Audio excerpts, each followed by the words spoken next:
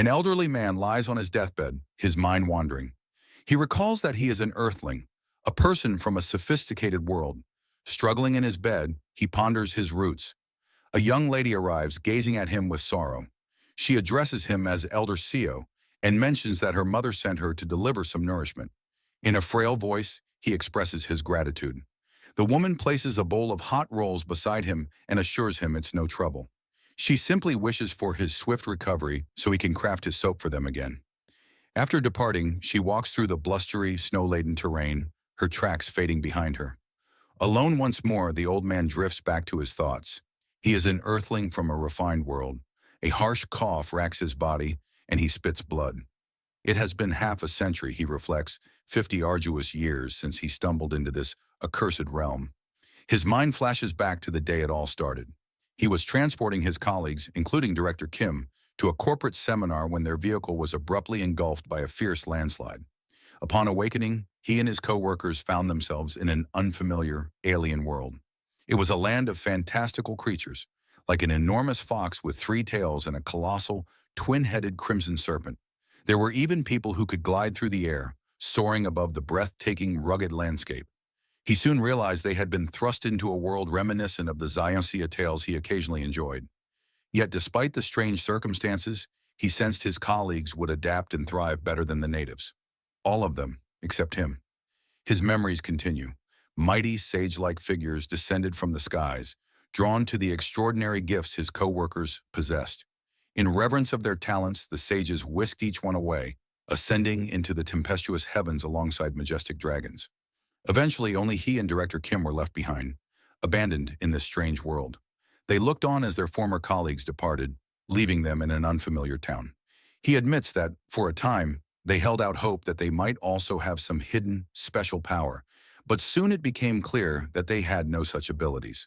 With no knowledge of their surroundings and no talents to offer, they could only survive by taking on grueling manual labor, hauling bricks and breaking stone with pickaxes. 6 months passed in this new, difficult life. He remembers the day Director Kim finally had enough.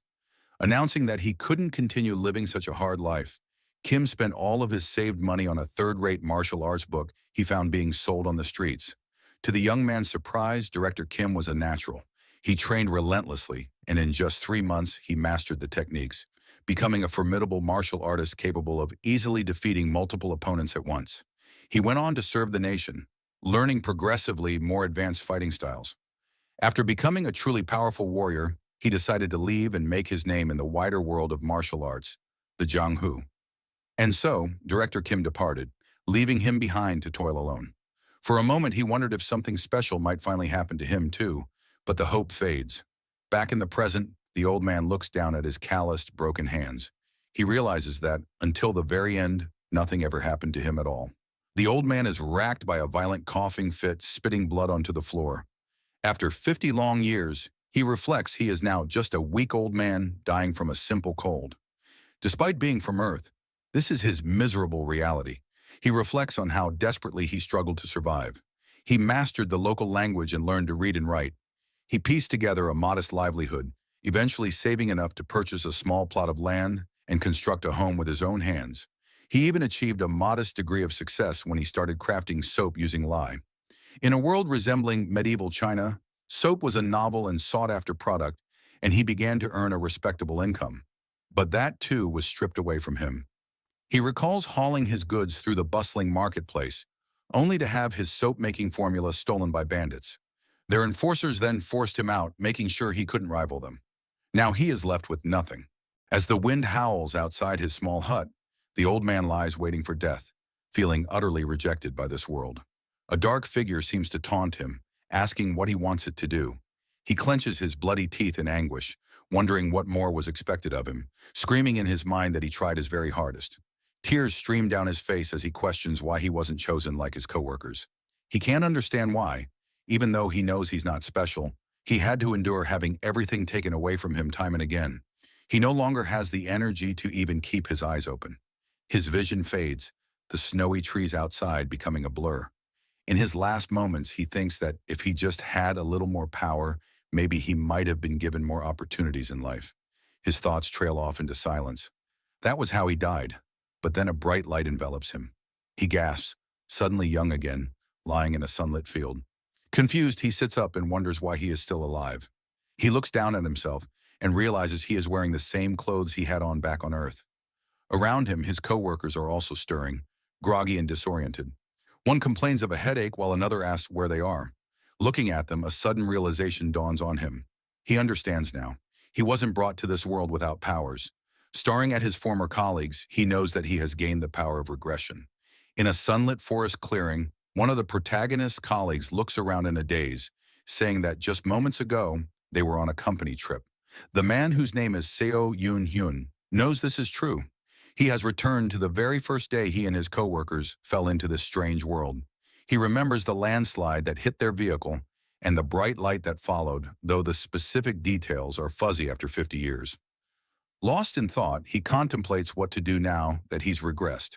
He reflects that most heroes in regression stories have invaluable future knowledge to exploit, but the only useful information he possesses is how to make soap.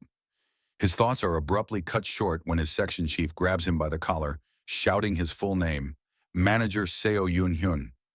Startled, Seo Yoon-hyun apologizes, explaining that he was just surprised. The angry man doesn't listen and forcefully shoves him back. As the other co-workers look on, the section chief towers over Seo Yoon-hyun, calling him an idiot and accusing him of dozing off while driving on a mountainside, saying he nearly got them all killed. Yoon-hyun is taken aback, realizing he'd forgotten about this confrontation. It had been so long since anyone called him Manager Seo that he didn't immediately register that the man was talking to him. The section chief, Gi-hun Myung-hoon, then threatens to fire him the moment they get back. Yoon-hyun silently fumes, remembering what a jerk Myung-hoon is. He recalls that Myung-hoon is the nephew of a managing director at their company, SJD, and became a section chief at 32 purely through nepotism.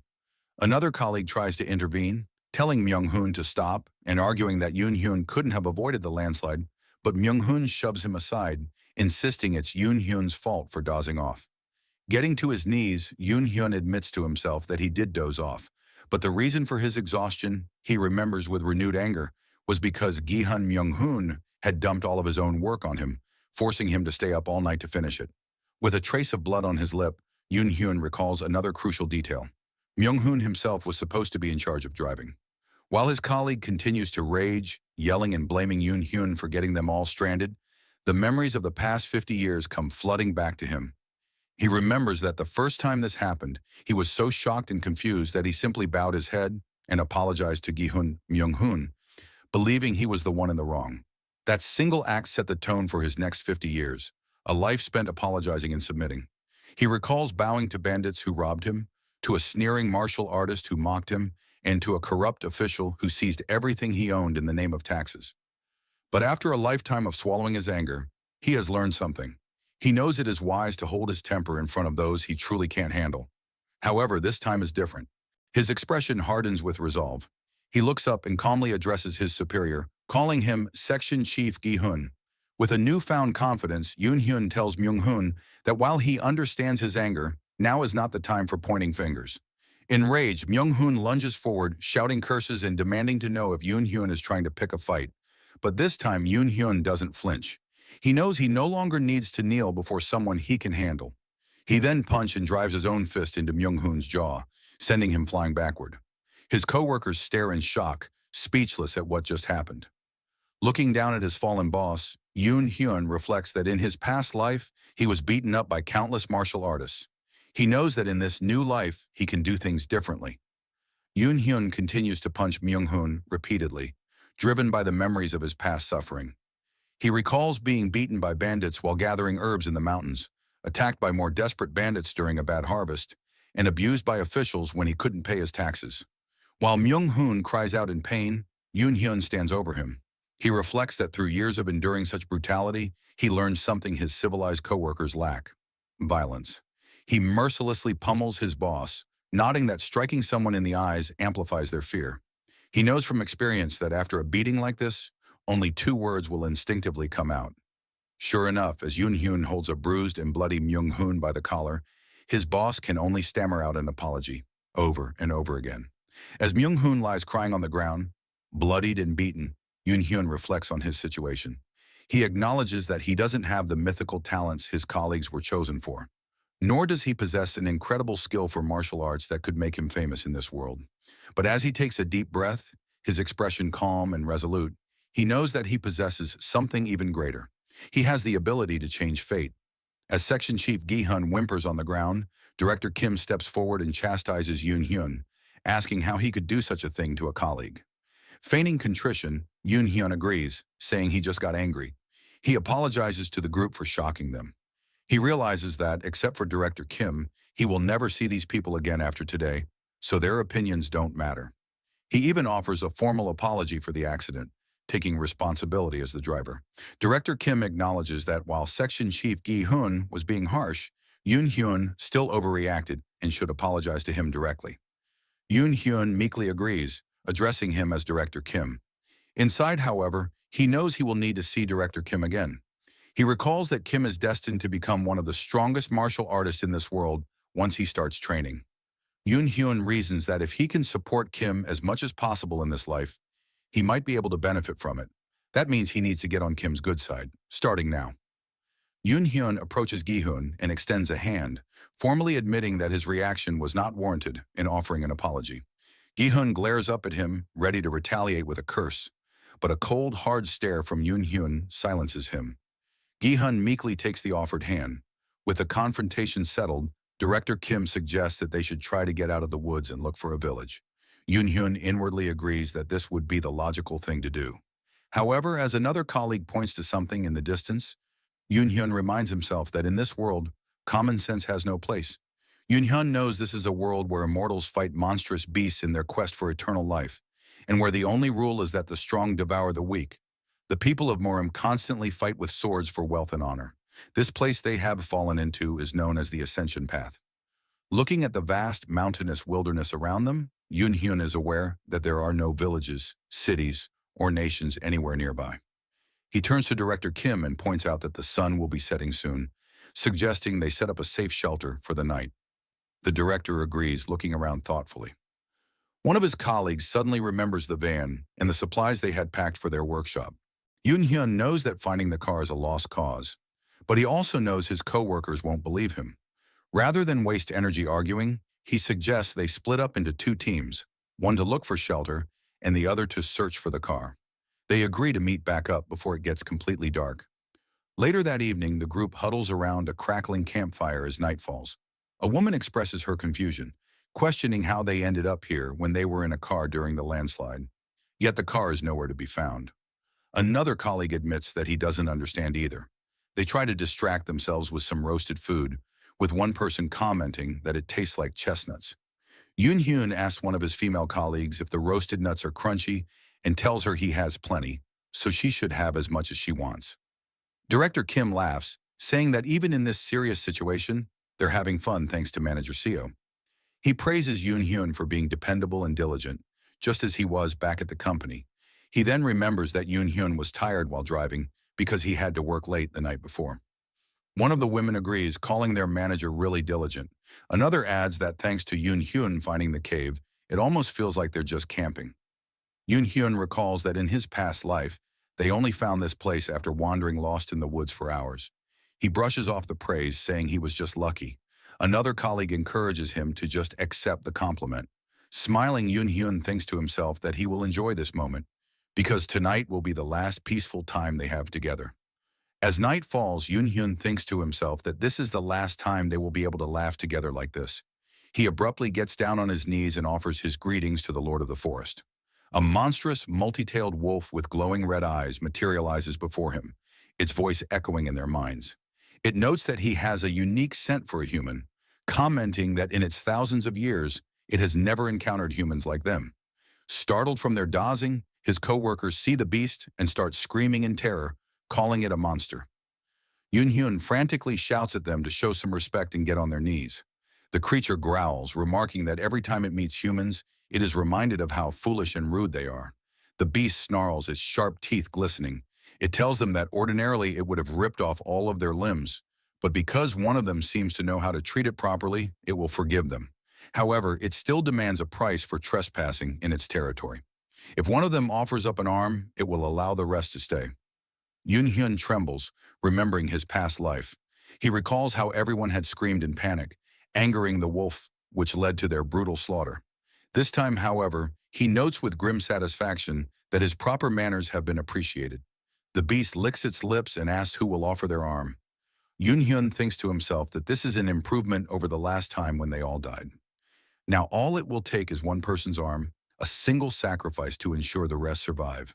Knowing what will happen, Yoon-hyun realizes that even a lost arm can be healed by the powerful cultivators, who are destined to arrive in 2 days. He also remembers that he's already prepared an herb to reduce the pain. With this knowledge, he kneels and boldly volunteers to sacrifice his own arm. The monstrous wolf seems pleased, acknowledging that Yoon-hyun knows his manners. As the beast opens its massive jaws, it promises to make the process as painless as possible. Then it bites down, tearing Yoon-hyun's arm clean from his shoulder. He lets out a silent, agonizing scream as blood erupts from the wound. The monstrous wolf chews and swallows the severed, while Yoon-hyun's colleagues recoil in horror. Yoon-hyun himself cries out in pain, clutching his bleeding stump and remembering the pain-dulling herb he had prepared. He immediately grabs the root and shoves it into his mouth, the excruciating agony driving tears from his eyes. The beast licks the blood from its lips and remarks that while it thought he might taste different due to his unique scent, he tastes the same as any other human. In fact, it adds, he tastes even worse because of the impurities in his veins. Breathing heavily, Yoon-hyun realizes that the herb has already begun to numb the pain. He humbly apologizes that his offering was not good enough. The wolf informs him that in exchange for his sacrifice, it will allow the group to stay in its territory for 7 days. It adds that they won't die thanks to its divine influence. With that, the beast leaps away, disappearing into the forest. As soon as it's gone, Yoon-hyun collapses to the ground, reeling from the ordeal. His colleagues rush over to him in a panic, calling his name. He tells them to go back inside the cave and that he will explain everything. Later, huddled together in the shelter of the cave, he lies to them, saying he met the wolf earlier that morning. He tells them what the wolf supposedly told him about their location. His colleagues react with disbelief when he mentions Murim. Director Kim can't believe they've landed in the world of martial arts novels. Yoon-hyun reassures them, explaining that because he gave up his arm, they will be safe for a week. But Director Kim anxiously asks what will happen after that. Struggling against the pain, Yoon-hyun tells them they will have to give up something else. A wave of fear washes over the group. He then tells them he's getting sleepy and needs to rest, hoping they'll understand. He then drifts into unconsciousness. While Yoon-hyun is unconscious, his co-workers debate what to do. One of the women defends him, arguing that he sacrificed his arm for them, and it's wrong for Section Chief Gi-hun to speak ill of him. Feigning sleep, Yoon-hyun overhears Gi-hun argue back, asking who among them is willing to give up an arm and a leg in a week.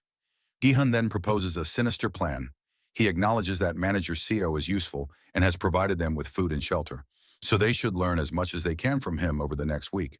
But since he's already lost an arm, Gi-hun reasons he won't last long anyway. He suggests that when the time comes, they should make Yoon-hyun the sacrifice again. His eyes snap open. Unbeknownst to them, Yoon-hyun has heard everything. Watching from the shadows of the cave, Yoon-hyun fumes as he listens to his co-workers discuss his fate. So he thinks to himself, now that he is debilitated, Gi-hun wants to chop off one of his limbs every week to offer to the wolf. He picks up a large rock, the thought of his colleague's betrayal displeasing him immensely. While his co-workers continue their discussion, unaware that he is listening, he reflects on his past. He knows that with the violence he learned from being beaten for 50 years, he could easily kill a modern man like Gi-hun Myung-hoon, even with just one arm. As his eyes narrow, he seriously considers it, should he kill him. With a sigh, Yoon-hyun drops the rock and decides against killing Gi-hun. He reasons that their minds are just paralyzed by fear. More importantly, he knows that if he acts too cruelly right now, it will damage his relationship with Director Kim, which he needs to cultivate. With a cold look in his eyes, he tells Gi-hun Myung-hoon to shut up if he doesn't want his ankles broken again. Then with a slight smile, he speaks aloud, claiming that they're all good people, just in a confusing situation. The next day dawns, and the group finds themselves still stranded in the vast, unfamiliar forest. Sometime later, the group encounters the two-headed snake. Yoon-hyun recalls that unlike the wolf who ate his arm, this beast only requested a small amount of blood. He also remembers that in his previous life, this was the same snake that had sucked Chief O dry after he had already lost his limbs. Thinking it's just a small amount, Chief O steps forward and offers his arm. The snake bites but immediately recoils in disgust, spitting out his blood and declaring it the worst human blood it has ever tasted. Yoon-hyun silently remarks that it's no wonder, as Chief O's blood is that of a modern-day worker, filled with nicotine and cholesterol. Chief O, clutching his bleeding arm, can only mutter angrily under his breath. Taking charge, Yoon-hyun tells Gi-hun Myung-hun to come with him to pick some herbs. Gi-hun, taken aback at being addressed so casually, asks why Yoon-hyun called him by his full name. Unfazed, Yoon-hyun simply asks if he's hungry. When Gi-hun admits that he is hungry, Yoon-hyun offers to teach him about the local fruits and edible herbs. Gi-hun, surprised by this sudden generosity, stammers in disbelief. Yoon-hyun leans in close and lies, telling Gi-hun that he plans to offer his other arm to the wolf next week. He claims that if he dies, someone needs to know how to survive in the forest. Gi-hun, still skeptical, asks if he's serious. Overjoyed and relieved, he thanks Yoon-hyun profusely. Yoon-hyun inwardly scoffs at Gi-hun's gratitude, knowing full well that the wolf won't be coming back and that this knowledge will be useless. But for now, he puts on a show, angrily shouting at Gi-hun to concentrate and pay attention when he picks the wrong fruit. Gi-hun apologizes for picking the wrong fruit, but Yoon-hyun berates him, shouting that eating it would have gotten him killed. Gi-hun, terrified, scrambles away, gathering up the fallen fruits. Exhausted from digging nonstop for herbs, he slumps to the ground and asks for a break. Yoon-hyun thinks back to how Gi-hun used to bully him like this when he first started at the company. He shows no mercy, telling Gi-hun they need to finish before dusk and to hurry up. As they continue to work, Yoon-hyun stumbles upon something incredible. A massive human-shaped ginseng root, far larger and more impressive than any he has ever seen. Gi-hun is astonished by the massive size of the ginseng root and asks if it's natural. Yoon-hyun casually replies that it's something like that. Yoon-hyun recognizes that while it looks like ginseng, it is actually a yellow bamboo root. He muses that because the ascension path is so rich in spiritual energy, things grow to an extraordinary size here. Though it's of little use to cultivators, he knows that this root is an incredibly precious medicine for martial artists, capable of greatly increasing their chi. He thinks it should be a great help to Director Kim. He then points out that there are two more nearby. Gi-hun is amazed, asking if it's okay for them to dig up so much wild ginseng. Yoon-hyun tells him to take off his shirt and use it to carry them. As the sun begins to set, casting an ominous red glow over the mountains, Yoon-hyun looks into the distance. It's almost time now, he says. Let's head back. As if on cue, a blinding flash of light erupts in the night sky. The sheer force of it throws Yoon-hyun's colleagues to the ground, screaming in pain and clutching their heads. One of the women screams as three figures descend from the sky. Yoon-hyun, knowing who they are, asks what's wrong with them. One of the mysterious figures, his face obscured by shadow, expresses surprise at finding such raw talent here. The three cultivators float above the ground, one of them telling the others to be gone, claiming the newcomers for himself. Another of the figures calls him shameless. Director Kim, looking up in awe and confusion, asks who they are. The cultivators announce that only three of the newcomers possess spiritual roots, the rest are merely mortals. One of them, dressed in gold, gathers a ball of crackling lightning in his hand and unleashes a powerful blast that engulfs Section Chief Gi-hun. Gi-hun screams in agony as the energy surges through him. The golden-robed cultivator exclaims that it's incredible. Gi-hun possesses the body of heavenly golden thunder. Not to be outdone, another cultivator, clad in black and holding a stringed instrument, tells the other to move, declaring it his turn. He plucks a string, and a powerful wave of energy ripples through the air. As the sound from the instrument washes over them, a female colleague grabs her head in pain. A dark energy descends, lifting her into the air. The black-clad cultivator looks on with a wild, ecstatic expression, exclaiming that he has found a ghostly yin transforming a mortal root, and marveling that such a thing actually exists. The third cultivator, a powerfully built man with a long beard, stomps the ground and turns his attention to Chief O. Placing a hand on his shoulder, he announces that Chief O has a unique holy body, something he's amazed to find. He declares that all three of the chosen will become disciples of the Azure Heaven Creation Sect, as their combined talents have the potential to change the entire world. The cultivators begin to argue over who gets which disciple. Chief O, struggling to breathe under the immense pressure, feels as if he would die if he were to refuse. The black-robed cultivator tries to sway him, telling him to join the Black Ghost Valley instead, which has every cultivation method imaginable. The gold-robed cultivator promises him immortality, fame, and the power to overturn the heavens, guaranteeing he'll have it all within 100 years. As the cultivators continue to bicker, the woman chosen by the Black Ghost Valley practitioner slumps over unconscious. Director Kim frantically asks if they can at least get them out of the forest, fearing they will all die if they are left behind. In response, one of the cultivators simply produces a small, ornate bottle from his robes. One of the cultivators remarks that mortals worry too much and questions how Jean even managed to reach the ascension path with such a worthless body. A blast of energy envelops Jean, causing him to scream in pain.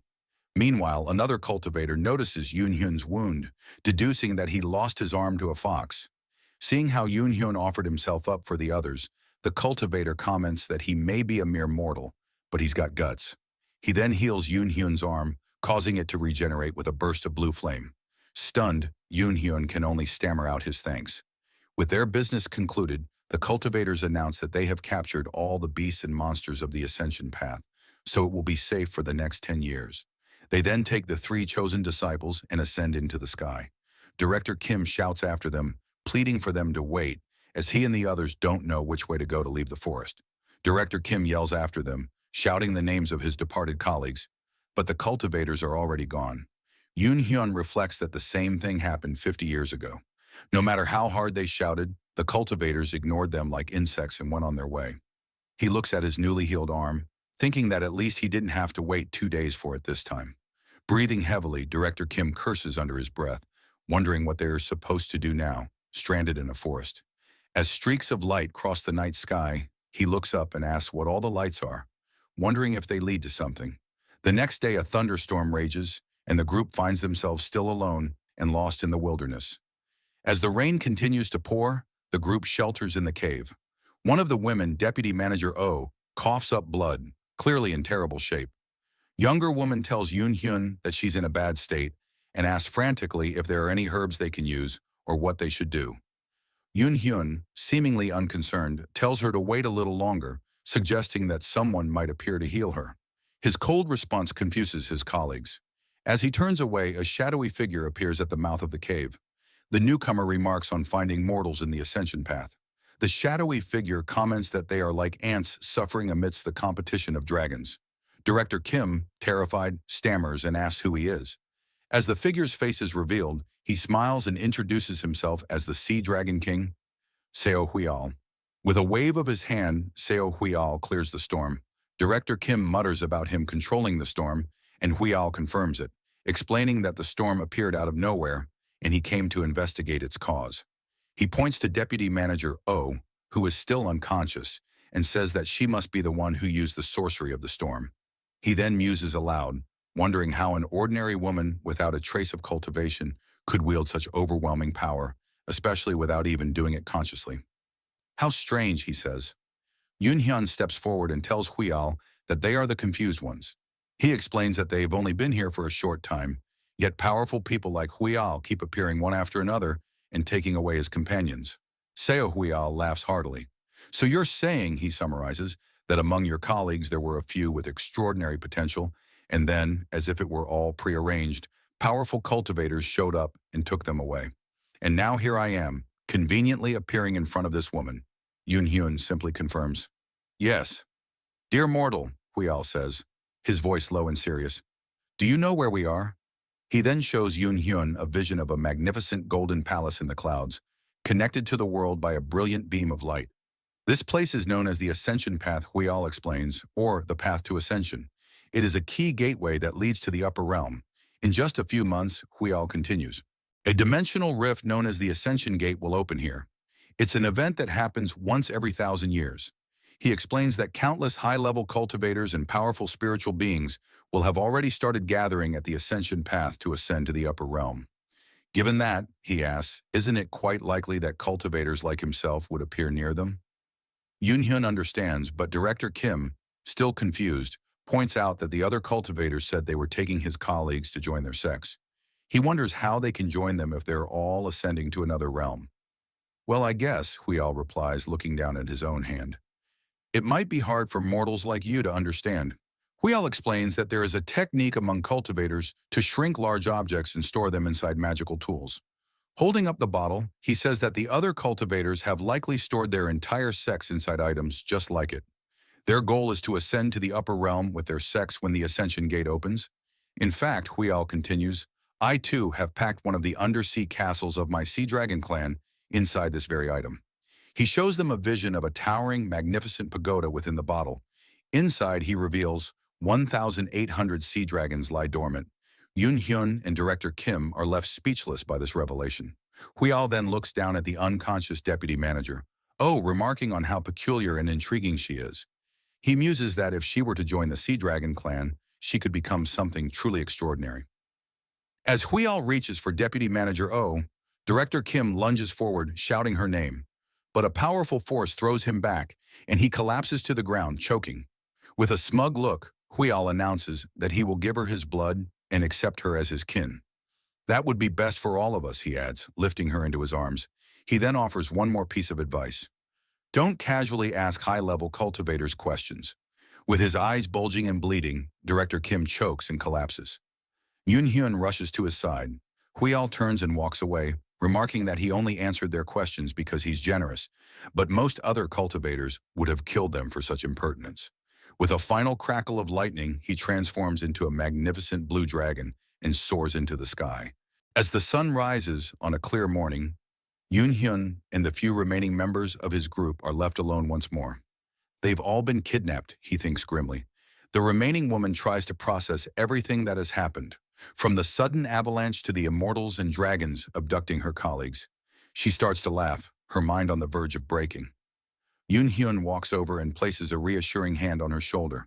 Hey, she says, looking up at him with pleading eyes. Manager Seo, please, you must not be taken as well too. If you're taken, I won't be able to survive in this forest alone. Yoon Hyun looks at her with a gentle expression. Unfortunately, he says, our time is up. Just as he finishes his sentence, a strange energy engulfs her, and she lets out a small cry of surprise and pain. Suddenly, the ground begins to shake, and birds take flight in a panicked flock. The woman screams that something is coming. Yoon Hyun asks what's wrong now, and Director Kim shouts that it's here. A massive, armored lion-like beast leaps onto a nearby rock, carrying an old, hunched man on its back. The man wonders aloud how mere mortals could have gotten into the ascension path. Then he chuckles, realizing they must have been caught in a spatial storm as the ascension gate began to open. Pleased with his own cleverness, he cackles, calling himself a genius. Leaning on his cane, the old man looks down at the terrified mortals. Anyway, mortals, he asks, his voice low and menacing, who was the one who just emitted that massive consciousness? The old man, with a manic grin, says that the presence he felt was so powerful he thought a sage from the upper realm had descended. He then asks if it was the woman on the ground.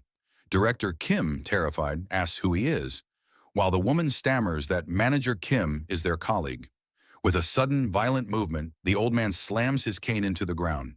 A powerful shockwave erupts, sending Director Kim flying backward through the air. Yoon Hyun lunges forward, tackling him out of the way just in time. The blast hits the ground, tearing through the earth where he had been moments before. Pushed to safety, Director Kim looks up at Yoon Hyun, who is now shielding him.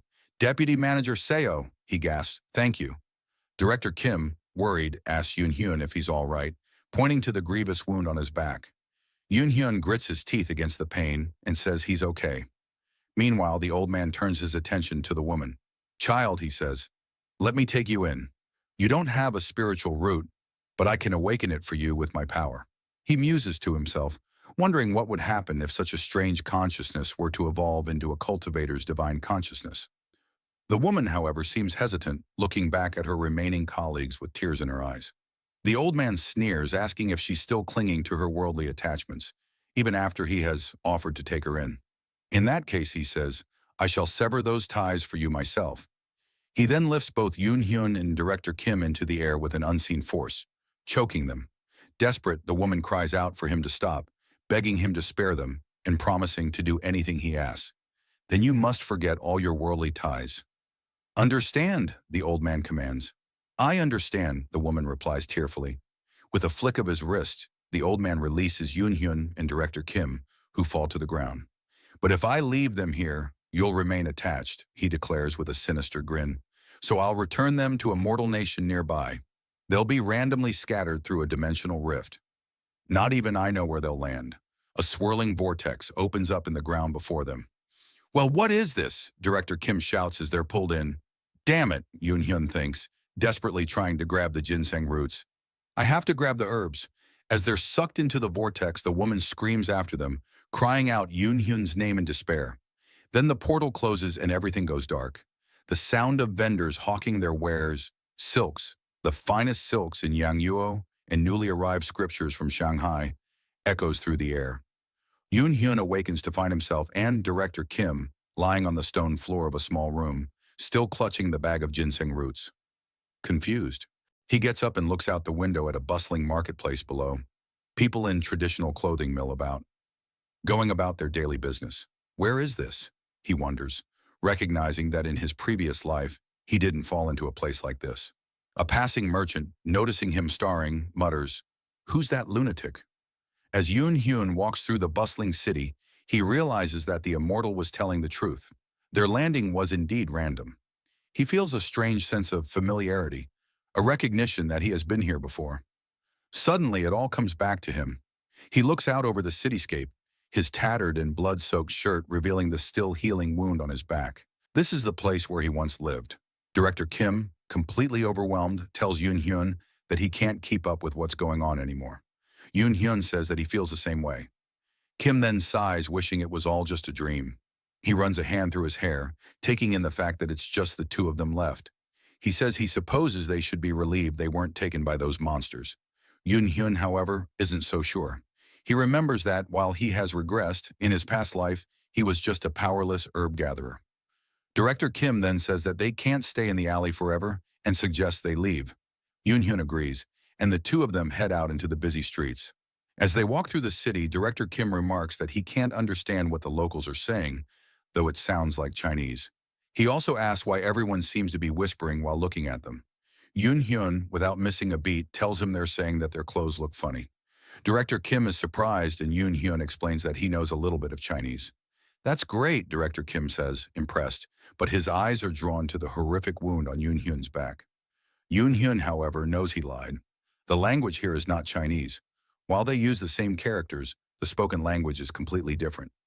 He recalls that in his past life, he had to endure 2 months of mockery from beggars just to learn the basics. But now there's no need for that, Yoon Hyun thinks to himself. He suggests to Director Kim that they get some new clothes. Kim, still bewildered, asks how they can do that, doubting that anyone will accept their money. They arrive at a medicine hall and Yoon Hyun presents one of the large ginseng roots to the owner. The man is overjoyed, exclaiming over the preciousness of the herb. He can't believe they're selling it to him. Yoon Hyun, trying to sound knowledgeable, tells him that the yellow bamboo roots are at least 800 years old. The owner enthusiastically replies that they must be worth about 15 silver ingots. 15, Yoon Hyun thinks to himself. In his past life, he never had that much money.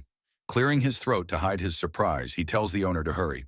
Right away, the owner says, bustling off to get the money. With their newfound wealth, Yoon Hyun buys them a house. Director Kim is flabbergasted, asking if this is really the house they're going to live in. Yoon Hyun confirms it, telling him that from now on he will teach him the language of this place. Delighted, Director Kim thanks him enthusiastically. Yoon Hyun, however, knows their situation is more precarious than it seems. Though he's putting on a brave face, he's aware that after bribing some officials for identity plaques and buying the land and house, they only have 1 silver ingot left. He silently curses how expensive everything is in the capital. As they settle in, Director Kim, looking at the bloody wound on Yoon Hyun's back, says that since they're in a whole new place now, he should just call him by his name. Yoon Hyun agrees.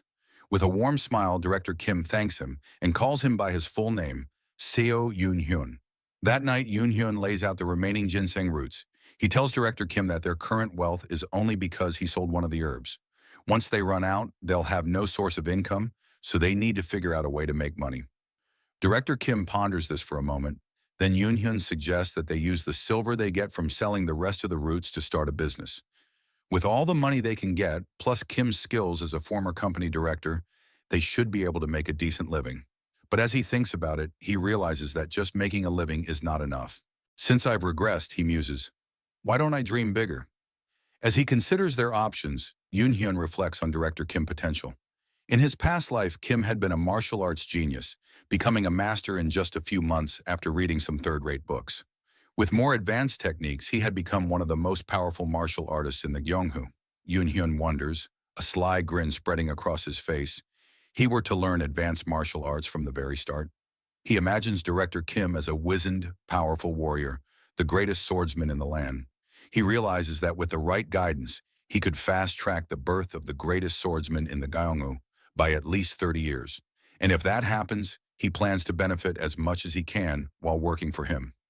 Turning to his colleague, he says, "Director, this is Muram, a world of martial arts." He goes on, saying that if they set up a business, who knows when the gangs of the Gyeongju might come for them? Shouldn't they at least learn a little self-defense? Martial arts, Director Kim exclaims, his eyes lighting up. But his excitement quickly fades as he realizes that the sects don't teach outsiders their martial arts. How will we learn? He asks. Yoon-hyun inwardly smirks, having known that, as a well-known Muram novel nerd, Director Kim would be interested. He explains that there are 7 famous sects in the city. 4 are on the orthodox side of the Gyeongju: the demon-slaying sect, the self-binding temple, the suppressing birdhouse, and the 7 mysteries sect. The other 3, the Wolfang Gang, the Dark Knight Association, and the dragon-fighting stronghold, are considered unorthodox. The people call them the 4 stars and the 3 demons. He goes on to describe them. The demon-slaying sect focuses on sword and blade techniques. The self-binding temple is a Buddhist sect. The suppressing birdhouse deals in intelligence.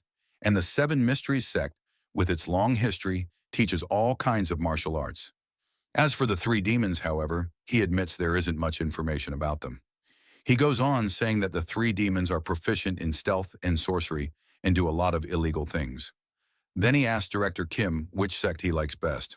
Without hesitation, Director Kim chooses the demon-slaying sect, exclaiming that a martial artist should wield a sword and a man should learn blade techniques.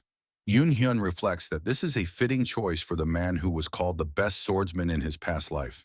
When Director Kim asks how he knows all this, Yoon-hyun lies and says he was eavesdropping on some martial artists earlier. 3 months later, they arrive at the demon-slaying sect's headquarters. They're stopped at the gate by several muscular men who ask what brings them there. Yoon-hyun, now dressed as a commoner, explains that Director Kim is his older brother and that they've heard of the sect's fame and have come wishing to learn martial arts. The lead guard crosses his arms and looks at them thoughtfully. Director Kim looks on, a little flustered, thinking that they seem to have a decent amount of money. The guard tells them that he's sorry, but learning martial arts at Director Kim's age will be difficult. With a friendly smile, Yoon-hyun asks if they can at least talk to someone of a higher status. He then discreetly places a silver coin in the guard's hand, adding that even simple self-defense would be enough. Soon they are brought before an elder of the sect. The elder confirms that they want to learn martial arts for self-defense. "Yes," Yoon-hyun replies, opening a large, ornate box filled with silver ingots. "The best one there is, please." The elder clears his throat, clearly impressed by the offer. He tells them that he supposes they could join as external disciples. However, the elder continues, "We don't give special treatment to those who join with donations. In addition, we'll only accept one of you."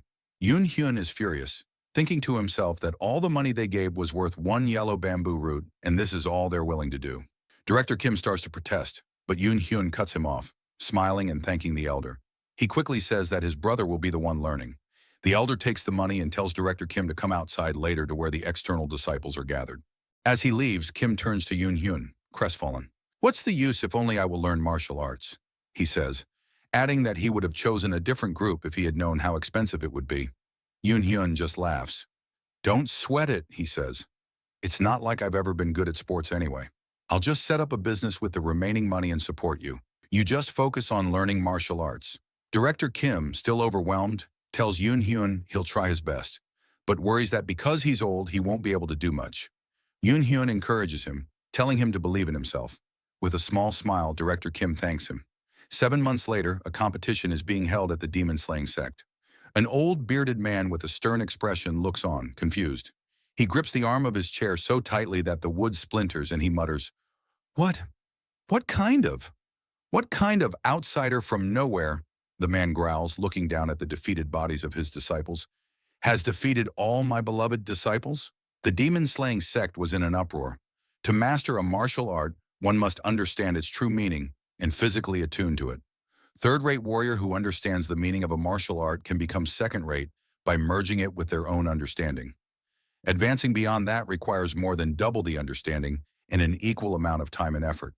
However, sometimes people with exceptional talent appear, those who can laugh at typical levels of understanding and speed through many stages at once. The demon-slaying sect is a great sect of Seokyung City, filled with just such talented martial artists. However, an outsider has come to defeat the direct disciples of this great sect. Within a mere 7 months, Director Kim has become a first-rate warrior, having completely mastered the absolute dragon saber technique of the sect. The sect elders are astonished and outraged. One of them fumes that to reach first rate with just half a year of learning is unheard of, a stage that is typically only attainable through the collaborative efforts of many skilled martial artists. He grumbles that on top of that, he is an outsider learning in their sect. It would seem to others that their entire tradition has kneeled to this one man. Capture him now, he roars. Because an outsider gained the skills befitting a sect elder in a mere 7 months, the entire sect is now in chaos. Amidst this turmoil, Director Kim was imprisoned in his quarters, suspected of being a spy from another sect. Yoon Hyun, who was also arrested while he was at the market, rubs his head in frustration. I don't know why I was also considered a suspect when I don't know martial arts, he says. He then asks Director Kim if he isn't worried. Worried about what? Kim replies, still practicing his swordsmanship. About them suspecting you as a spy, Yoon Hyun says. He reminds him that in martial arts novels, they typically destroy a spy's ki core or even cut off their ki flow. Director Kim stops his practice. That's true, he says, his expression becoming serious. With a cheerful smile, Director Kim says that he thinks he's approaching the next wall in his training. He believes that if he can cross it, he can advance to the next stage. Yoon Hyun is astonished. What a monster, he thinks. It hasn't been long since he became a first-rate martial artist, and now he's already nearing the next stage. He knows that after first-rate comes the martial peak. That's the level of most sect leaders and elders, and they are known as absolute masters in Yongnu. There are only about 1,000 of them in the entire nation. Beyond that, the martial arts world doesn't mention another stage. So martial peak is essentially the final stage one can attain. Yoon Hyun realizes his assumptions were wrong. At this rate, he thinks with a grin, the birth of the greatest swordsman in the world will be sped up by 40 years, not 30. 7 days later, Director Kim is meditating, his sword laid before him. He is surrounded by 3 glowing blue lotus flowers. As he exhales a breath of blue energy, Yoon Hyun recognizes it as the flower of Qi, which only appears to peak martial artists. 3 flowers gather at the summit, a sure sign of mastery. I've crossed the barrier, Director Kim announces, standing up. I'm not so scared of the demon-slaying sect leader anymore. Yoon Hyun is astounded. While he says, your talent far exceeds my imagination. I'm also impressed by myself, Kim replies, a proud smile on his face. He never knew he had such talent. Perhaps this was why he always loved martial arts novels as a kid. Suddenly, a group of warriors burst into the room. An elder reads from a scroll, announcing that he has orders from the sect leader to destroy the chi core of the spy who dared to steal their martial arts. Director Kim just smirks. Yoon Hyun holds up his hands, insisting that he's not a spy, but he's quickly cut off by a blow to the face. The elder silences him, accusing them of speaking in a code-like language and ordering his men to restrain them. One of the guards moves to strike Director Kim, but with a swift slash of his sword, Kim severs the man's arm. As the guard screams in pain, Director Kim calmly says that this was his first sect. Another guard, enraged, charges forward, but Director Kim, with his newfound mastery, easily dispatches all of them in a flurry of blows. The remaining guards, seeing their comrades so easily defeated, realize they're facing a peak-level martial artist. In a panic, they flee, one of them shouting to inform the sect leader. As the last of them escape, Director Kim turns to Yoon Hyun. He tells him that he intends to visit other sects and continue his training, then asks what Yoon Hyun will do. Yoon Hyun says he will accompany him. With a mischievous glint in his eye, he suggests they go to the acclaimed unorthodox sect, the dragon-fighting stronghold. Director Kim laughs and agrees, telling him to go on ahead and that they'll meet there. He then says he will put an end to the pursuit of the demon-slaying sect's elders and leader. Later, Director Kim stands on a mountaintop, his sword stained with blood. He looks down at Yoon Hyun, who has just arrived, and asks with a laugh what took him so long. Out of breath, Yoon Hyun finally reaches the top of the mountain. You're just too fast, Director, he says with a laugh. Yoon Hyun thinks about how Kim, who used to call out his violence, now embraces it himself. He realizes that this world changes them. It would be great, he muses, if they could return not to this martial arts world, but to their everyday lives on Earth. If he were to regress, he'd wish he could just return to Earth, but it can't be helped. Now that they're here, they have to do what they can. After being betrayed by the demon-slaying sect, Director Kim took over the dragon-fighting stronghold. 2 years after that, Director Kim toured each region of Yongno, defeating various sects. In his third year, he finally managed to destroy the emblems of every sect. He became known as the greatest martial artist under the heavens, and he used that fame to unite the sects, forming the Martial Alliance. 7 years later, Director Kim and Yoon Hyun were as close as brothers, ignoring the gap in their ages. Director Kim created a martial art specifically for Yoon Hyun. Handing him a book, he says, "This is the Severing Mountain Sword. I named it that hopping you'd inherit its meaning of a will that would even cut down mountains. If you master the Severing Mountain Sword, I know you'll be able to reach Martial Peak." Yoon Hyun realizes that this is a true first-rate martial art, completely different from any second or third-rate techniques. However, if there was a problem, it was his own lack of talent. Despite Director Kim's patient one-on-one training, he struggles, constantly getting hit and falling. After one particularly hard hit, Director Kim tells him that he really has no talent. Yoon Hyun's talent was, he reflects, absolutely terrible. Even with the best martial artist in the heavens creating a martial art just for him and teaching him one-on-one, he barely made it to third rate after an entire year. I guess it can't be helped, he thinks, remembering his slow, painful progress. But at least he has some talent in medicine. People are talented in different areas, he thinks, accepting his own path. He continued his studies in medicine while supporting Director Kim's journey. One day, 10 years later, he witnessed it. Director Kim, now a wizened old man with white hair, was meditating, surrounded by orbs of swirling blue energy. Yoon Hyun watched in awe as Kim achieved a level he had only heard of in legends. 5 energies converged to the origin, and Director Kim, his body now suffused with power, transcends the mortal coil. As Kim reaches the next level of his power, his body floats in the air, radiating with golden energy.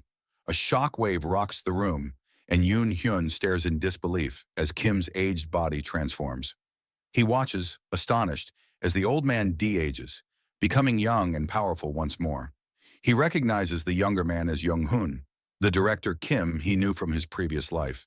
He knows that he has just witnessed a phenomenon known as skeletal restructuring. "What has you so surprised?" the young, muscular Kim asked with a laugh.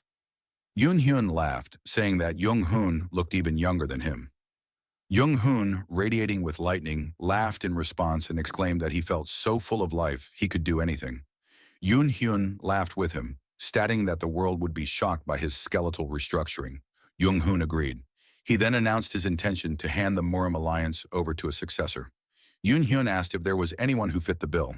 Young Hoon replied that the Murim Alliance leader must have some skill in martial arts, but not a single one of the candidates understood it properly.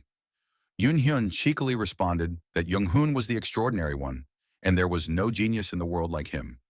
Young Hoon conceded that was so, and gazed out at his disciples' training. He reiterated, however, that there was simply nobody worthy among them. 15 years passed. It had been 35 years since Yoon Hyun started his life on the ascension path. He mused that he was already in his mid-60s and wondered what Young Hoon was up to. He remembered that, a year after his skeletal restructuring, Young Hoon had passed on leadership of the alliance and left. Yoon Hyun had wished to retire with him, but he had to remain as the strategist of the alliance to maintain order. He also recalled that Young Hoon said he wished to travel around Yongno more, which was perhaps why he had missed Yoon Hyun's retirement ceremony. Walking across his large empty estate, he remarked that it was a little too quiet. He had bought this manor with his retirement funds, but it was too big to live in alone. Suddenly, he heard a rustling in the bushes. He called out, asking who was there. He was surprised to find Young Hoon, looking disheveled, who just laughed. Yoon Hyun rushed to him and asked him what had happened to him, demanding to know where he had been instead of coming to his retirement ceremony. He exclaimed that Young Hoon looked like a beggar, then collapsed on his back in the grass, his sword falling beside him. As Yoon Hyun knelt beside him, Young Hoon, lying on the grass, said his name and declared that he had truly believed he was blessed with a gift in martial arts. Yoon Hyun affirmed this, stating that if he wasn't a genius, then who would be? Young Hoon agreed, saying that he was a genius, and that among those in Yangyu, among any ordinary mortal, Nobody was capable of matching his martial talent. Yoon Hyun then asked teasingly, as if Jung Hoon himself was an ordinary mortal. Everyone, he continued, knows Jung Hoon is the strongest man underneath the heavens. But Jung Hoon clarified that he had fought a cultivator, and he asked Yoon Hyun if he remembered them. Those flying monsters from 35 years ago who had kidnapped their coworkers. Yoon Hyun confirmed that he remembered the cultivators. They don't reveal themselves easily, but they lurk in the shadows of the Yangyuo royal palace, manipulating the entire country. As the martial alliance's influence in Yangyuo grew, they had started to turn their influence toward them.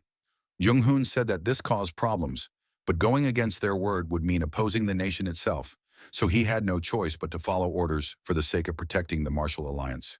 He gave up his position of alliance leader because he wanted to duel them as an individual scouring Yangyuo alone. Those cultivators, he recounted, were truly difficult to find. Even when he did locate one, they would ignore him, saying that mortals were not worth fighting. They used illusions or simply flew to leave, making it difficult to even fight them. But 5 years ago, he was finally able to duel a cultivator. Yoon Hyun excitedly asked him if he had won. Jung Hoon responded that he had. Yoon Hyun sighed with relief, laughing that Jung Hoon would have caused him a lot of trouble if he had done that while he was still the alliance leader. But Jung Hoon clarified that he had put his life on the line to fight a cultivator who had reached the chi building stage and had barely managed to make a small cut on his fingertip. Yoon Hyun stared in shock. The cultivator, Jung Hoon explained, had said that even a single scratch would count as his loss, so he had technically won. Yoon Hyun asked him if a cultivator of the Chai building stage was like one of the 10 strongest cultivators. Jung Hoon replied that it was. He had been told that Chi building was the second to lowest stage in the world of cultivation. Using martial artist standards, it was akin to being a second-rate fighter. Yoon Hyun looked on in disbelief as Jung Hoon told him this. In both his previous life and this one, he knew cultivators were ridiculous beings, but he was still amazed. Jung Hoon's martial arts had undoubtedly reached the sky. He could truly walk on nothing and use his martial arts while suspended in air, and he was capable of cutting through buildings of stone and steel as if they were tofu. And yet, such a genius could barely cut the finger of a bottom-rate cultivator. Jung Hoon concluded that he was just a frog in the well. They couldn't face the cultivators as they were living natural disasters. He looked at Jung Hoon with sorrow. But Jung Hoon revealed that he had in fact managed to cut off the hand of another cultivator he'd faced that day. Yoon Hyun asked if his martial arts had managed to surpass him, but Jung Hoon explained that it hadn't. The cultivator had just placed a paper talisman on himself, and his hand grew back. Jung Hoon then slumped back against a tree, his sword beside him. He told Yoon Hyun that he thought this was the limit to his martial arts. Yoon Hyun asked him what he meant, and Jung Hoon explained that he had come to say goodbye. The cultivator had held his willpower in high regard, and he was willing to accept him into his cultivation sect. Jung Hoon expected he would start from the bottom and work his way up. Yoon Hyun looked worried, asking him if it was possible for him to become a cultivator without a spiritual root.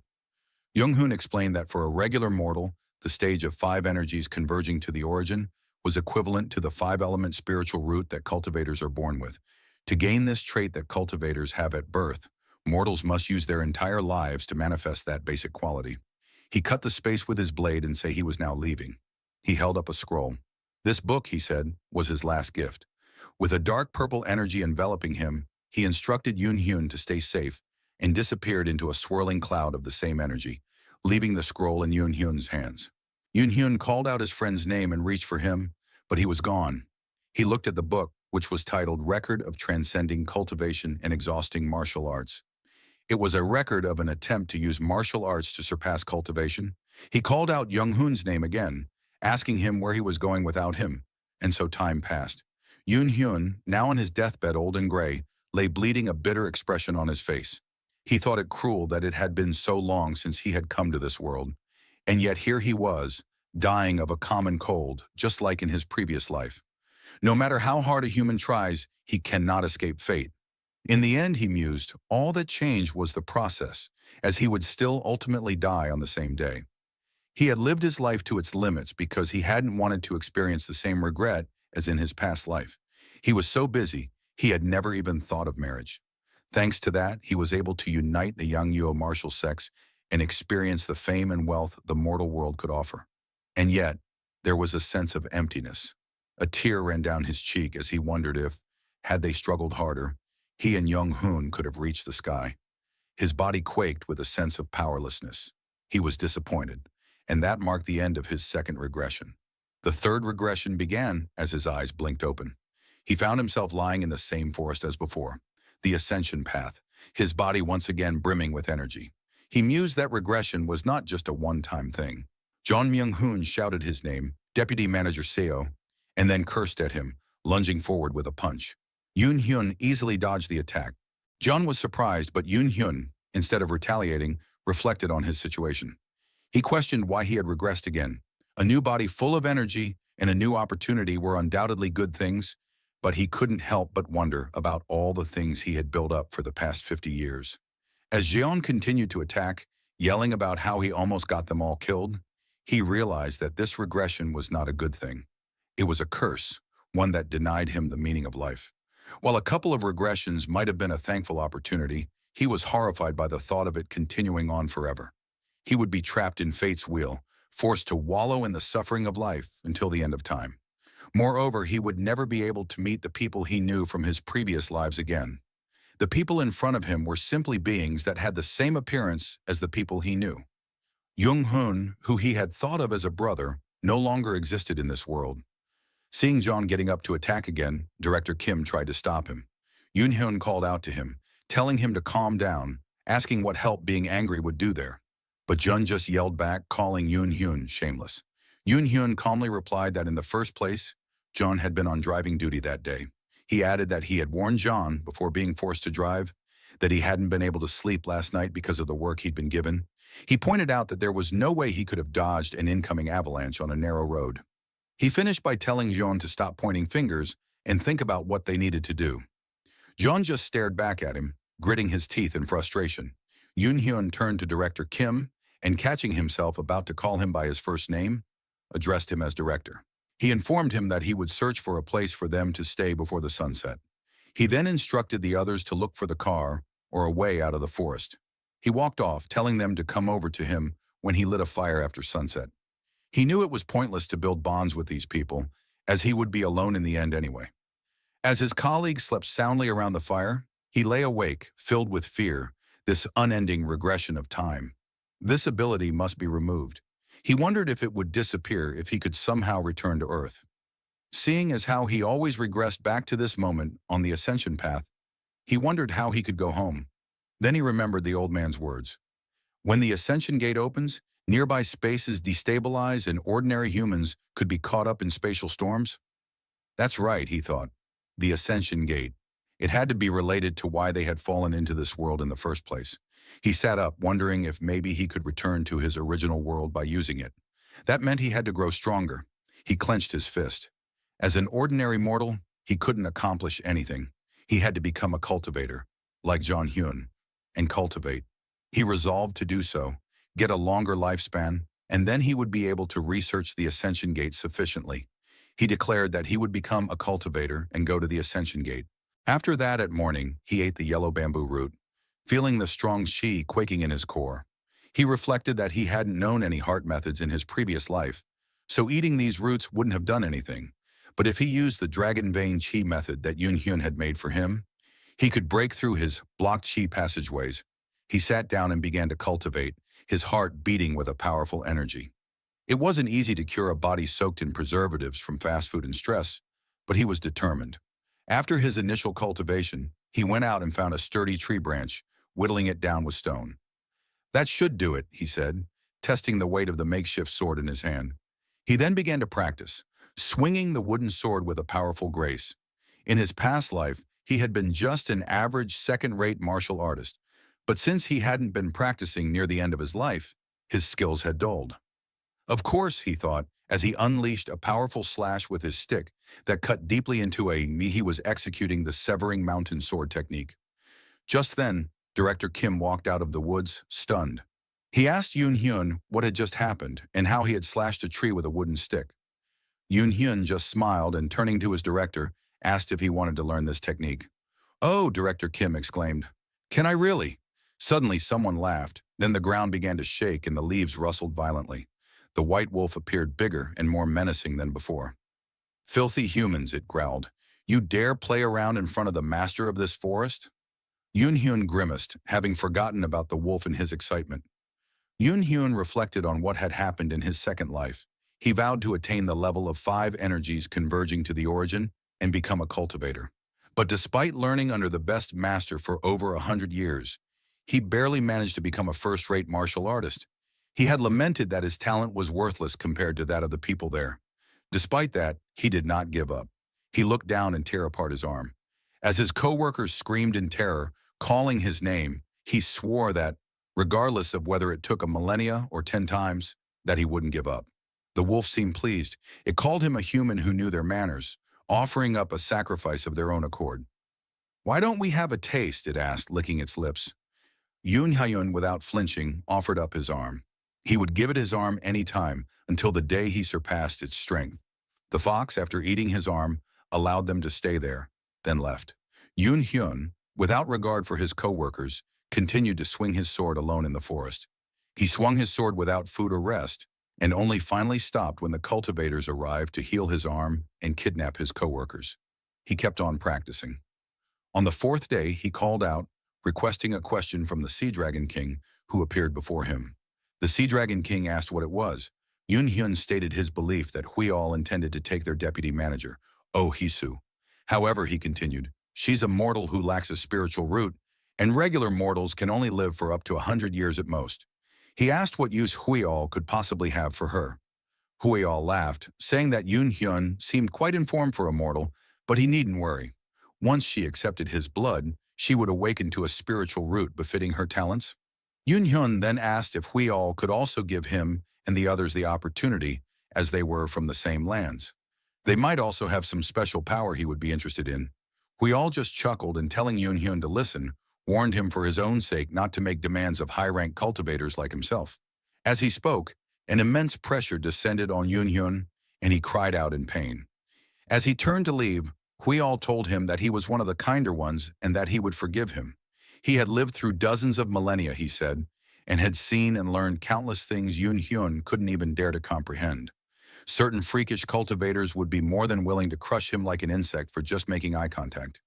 With a flash of lightning, he was gone, and the director could only ask what was going on.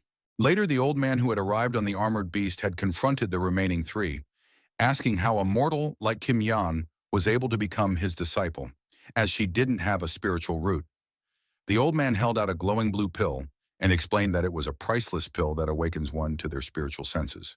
A mortal can gain the opportunity to become a cultivator if they consume this, he'd said with a maniacal grin.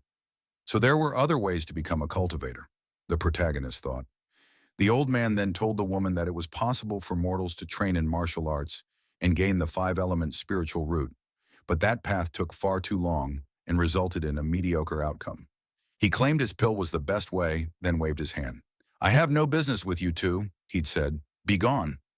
A portal had then opened up beneath Yoon Hyun and Director Kim's feet, swallowing them as the woman called out their names. They had been teleported to the southwest of Yonghwa, the same place where he and Yoon Hyun had traveled together in his second life. He'd spent almost 100 years traveling Yonghwa and knew every place by the back of his hand.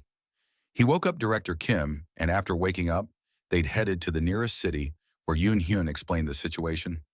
Director Kim had seemed quite confused but soon appeared to accept his new reality. They arrived in Hobok City and sold the herbs of the Ascension Path to buy a small house.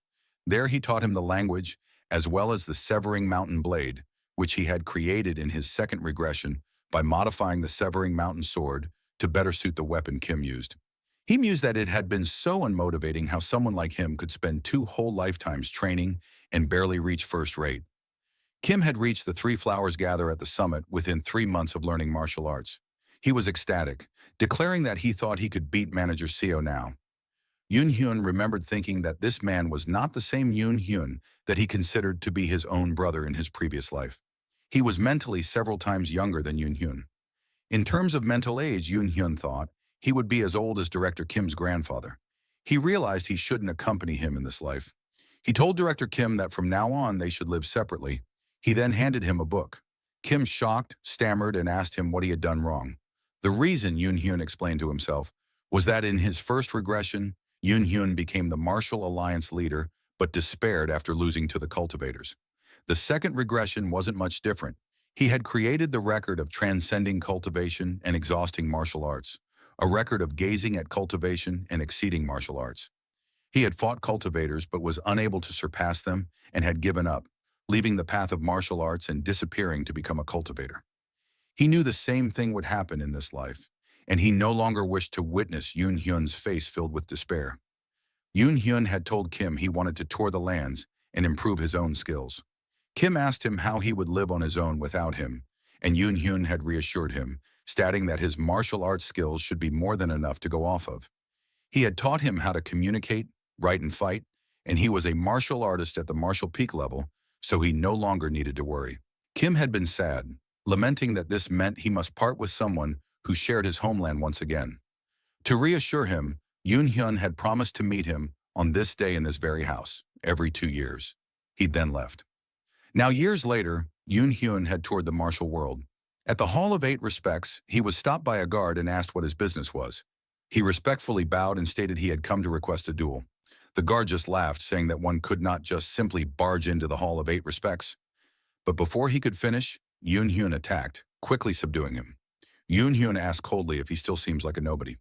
He vows that he will do whatever it takes to grow stronger. After waiting for some time, a woman with long black hair extends her hand in a welcoming gesture. She asks Yoon Hyun to please come to the inner quarters, stating that the sect leader is waiting. Yoon Hyun starts walking down a long, ornate hallway following the woman.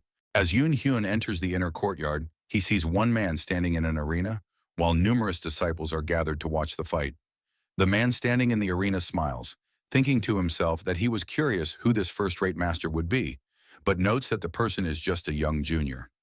Yoon Hyun bows respectfully, stating that this humble one, Yoon Hyun, greets the sect leader of Paljonggak. The sect leader laughs, stating that Yoon Hyun's energy is extraordinary for a young junior. Yoon Hyun looks up, stating that the sect leader's energy is also extraordinary, and he asks the leader to please grant this humble one his guidance. The sect leader pulls out a long, multi-section whip, twirling it with a flourish. The sect leader begins swinging his whip, and Yoon Hyun grabs his sword, ready for the upcoming attack. The sect leader then attacks with his whip, but Yoon Hyun easily dodges the attack. The multi-section whip glistens with a blue aura as it moves through the air. Suddenly, the sect leader changes the whip's direction, and because of this, the whip snaps toward Yoon Hyun, stopping just short of his eyes. But Yoon Hyun is quick, blocking the sect leader's whip with his sword. The sect disciples look at this and wonder if the sect leader's 9-section whip was really blocked with a sword. The sect leader comments, stating that looking at Yoon Hyun's reaction speed, he has reached the state of sword-body unity. He remarks that Yoon Hyun is at the late first-rate level. Yoon Hyun replies that the sect leader has also completely integrated his martial arts. He adds that thanks to that, he has seen a new technique. The sect leader grins and praises Yoon Hyun, stating that to be at the same level as him at such a young age means he truly is a genius. Yoon Hyun, with a bitter smile, considers that being called a genius is not a compliment to him. He looks at the disciples watching and thinks that it might be surprising that he, who appears to be in his late 20s, has reached a level that takes decades of training. Yoon Hyun politely responds to the sect leader, saying that he thanks him for complimenting his insufficient talent. Yoon Hyun thinks that he is merely one of the countless mediocre dullards in this world, as heaven did not grant him talent. He clarifies, however, that even as such a dullard, he was able to train his martial arts to a level comparable to a genius through regression. Yoon Hyun thinks that regression, perhaps, is both his ability and his opportunity. Yoon Hyun stands resolved. He thinks that therefore he has decided to be a genius. He says that he will now use his sword energy. The sect leader, prepared, declares that he will indeed go all out too. Yoon Hyun initiates his attack, unleashing the first move of his Dunyue sword art, but the sect leader easily dodges the attack. After that, Yoon Hyun performs a rapid succession of attacks. He executes his second move, entering the mountain, followed swiftly by his third move, ascending the vein. The sect leader's eyes and weapon glow with intense blue energy, signifying a powerful internal energy manifestation as he focuses. After that, he launches a quick attack at Yoon Hyun, but Yoon Hyun easily blocks it with his sword. The sect leader's face contorts in a pained grimace. He exclaims, questioning what this monstrous sword art is that he cannot break through. The sect leader makes another attack on Yoon Hyun, but Yoon Hyun jumps into the air, easily dodging the attack. While in the air, he executes the seventh move of the Dun Yue sword art. The sect leader moves quickly, narrowly escaping the attack with a small cut on his cheek. The disciples gasp. One person shouts in disbelief, realizing the sect leader is in trouble. Another observer notes that Yoon Hyun's sword speed is getting faster with each move. Yoon Hyun executes his 11th move. Another disciple observes that it is not just the speed that is increasing. He wonders aloud if the sword's monstrous power is also constantly growing in destructive capability. In the arena, the sect leader blocks a blazing sword strike with great effort, his face contorted in a pained grimace as he struggles to defend. Yoon Hyun's gaze sharpens. He declares that he will finish it. Yoon Hyun leaps high into the sky for his ultimate attack, the 12th move of the Dun Yue sword art. The sect leader looks up, preparing for the final strike. Yoon Hyun descends rapidly, enveloped in crackling energy, and unleashes his sword moves. The sect leader's 9-section whip shatters into pieces from the powerful impact. He stares in shock at his broken weapon.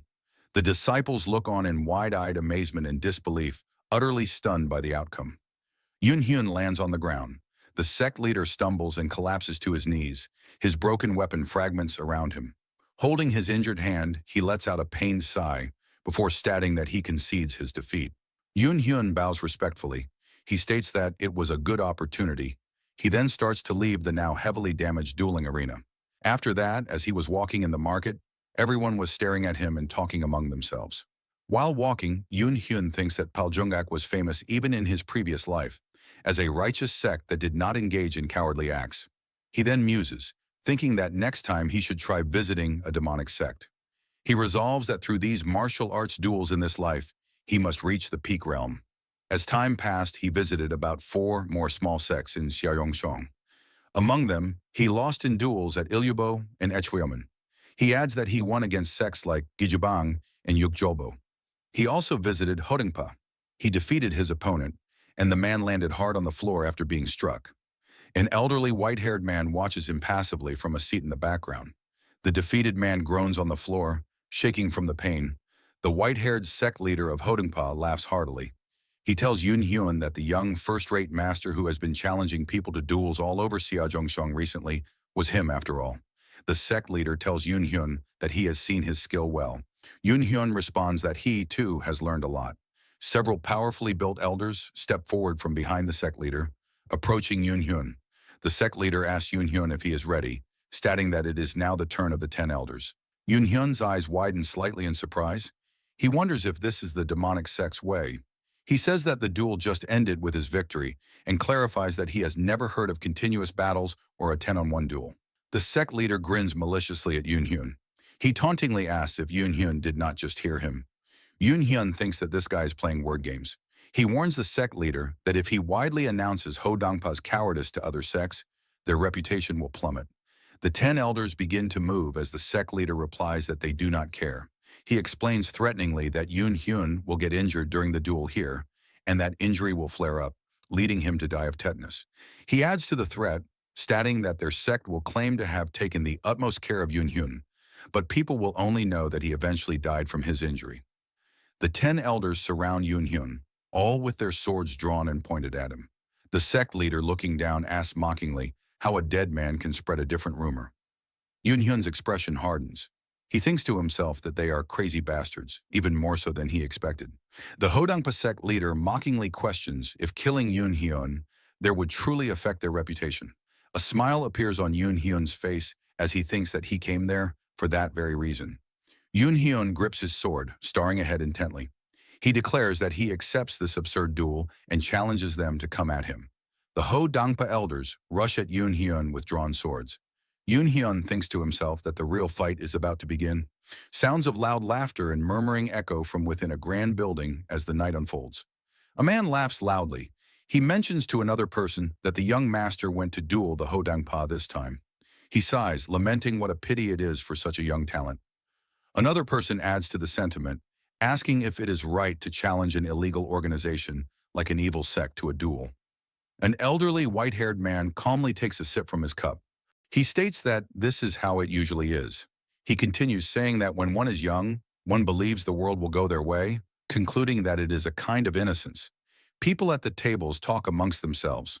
A man comments, assuming Yoon Hyun just relied on his skill and acted rashly, bringing about his own death. Another man agrees, asserting that the Hodangpa may seem like a sect on the outside, but inside it is no different from a den of bandits. He then adds nonchalantly that Yoon Hyun is probably buried by now. But suddenly someone enters the shop, their boots stained with blood. A waiter looks at the person and gasps in shock. Yoon Hyun stands in the doorway, his body covered in blood and cuts, gripping his sword tightly. He asks for one bowl of noodles. The onlookers fall silent in shock.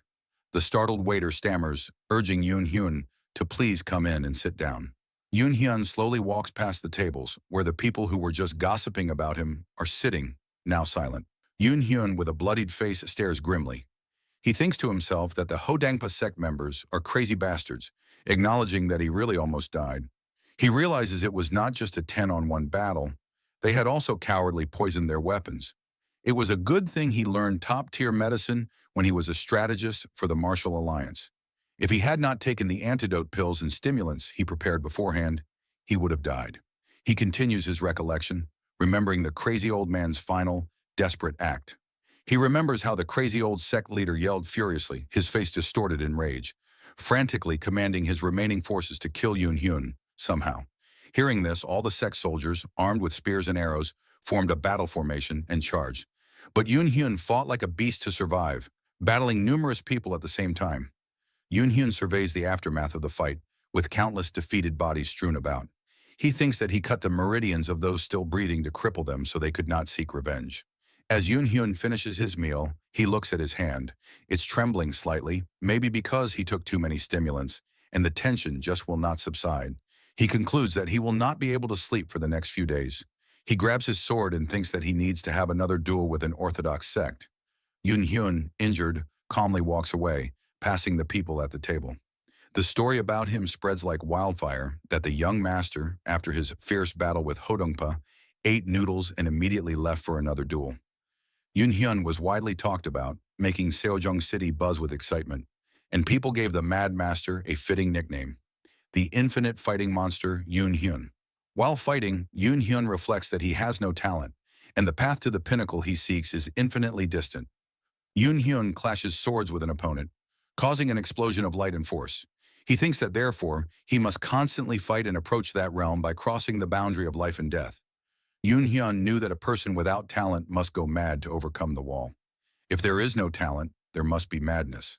That is the only way for a dullard to catch up to a genius. After that, he scoured Seojong City and various parts of Yongguk, engaging in duels several times a day, regardless of whether they were orthodox or evil sects. And just like that, 5 years pass. While fighting someone, Yoon Hyun jumps in the air and unleashes the mountain-breaking sword art, 14th form, known as Chi Mountain Heartstream. Yoon Hyun knows that its energy is like a mountain and its heart is like the heavens. He grunts from the strain, his face contorted in exertion. He thinks that this is the form of sword thread that can only be used upon reaching the pinnacle, admitting that just briefly manifesting it puts an enormous strain on his mind. Yoon Hyun's teeth clench, a determined and pained expression on his face. He asserts that unless he does it this way, he cannot catch up. Suddenly, his opponent jumps even higher in the air, holding his weapon for an attack. Yoon Hyun meets the incoming attack, their swords creating a bright flash of energy as they connect. But that was not enough as the attack sends him flying into a wall. Yoon Hyun, in pain, thinks how a single strike shattered all his sword energy. His opponent appears from a dissipating cloud of dust and speaks, saying that Yoon Hyun's reputation precedes him, and he had quite high hopes. He then dismisses him by saying he is still very clumsy, the young master Seo, the infinite fighting monster. It turns out that his opponent is Kim Jong-hoon, who smirks confidently with a glowing sword behind him. He clearly states that he thinks he won. Yoon Hyun slowly gets up from the broken ground, grunting with effort. He replies that yes, congratulations. Yoon Hyun looks at Kim Jong-hoon, impressed. He states that Kim Jong-hoon has become even stronger than last year and reflects on his complete transformation in just 5 years. Yoon Hyun grips his sword handle tightly, questioning what on earth he did in those 5 years, because his realm is still just at the top tier. With pain in his eyes, he thinks that talent is truly something that makes a person miserable. Kim Jong-hoon walks up to a building, surprising Yoon Hyun. Yoon Hyun asks what brings him there, reminding him they agreed to meet every 2 years. Kim Jong-hoon explains that as he reached Ogijowon and visited various major sects in Yongguk, He realized something. Yoon Hyun impatiently asks what it is. Kim Jong-un replies that there is no one above him in Yongguk anymore, and that no one is even a match for a single one of his moves. Yoon Hyun listens, contemplating the words. Kim Jong-un continues, proposing that he is thinking of starting a sect or organization under the name of the greatest under heaven. Kim Jong-un smiles as he offers Yoon Hyun a position. Yoon Hyun sharply declines, stating he is comfortable with his current state. Yoon Hyun glances at Kim Jong-un, his eyes narrowed in disapproval.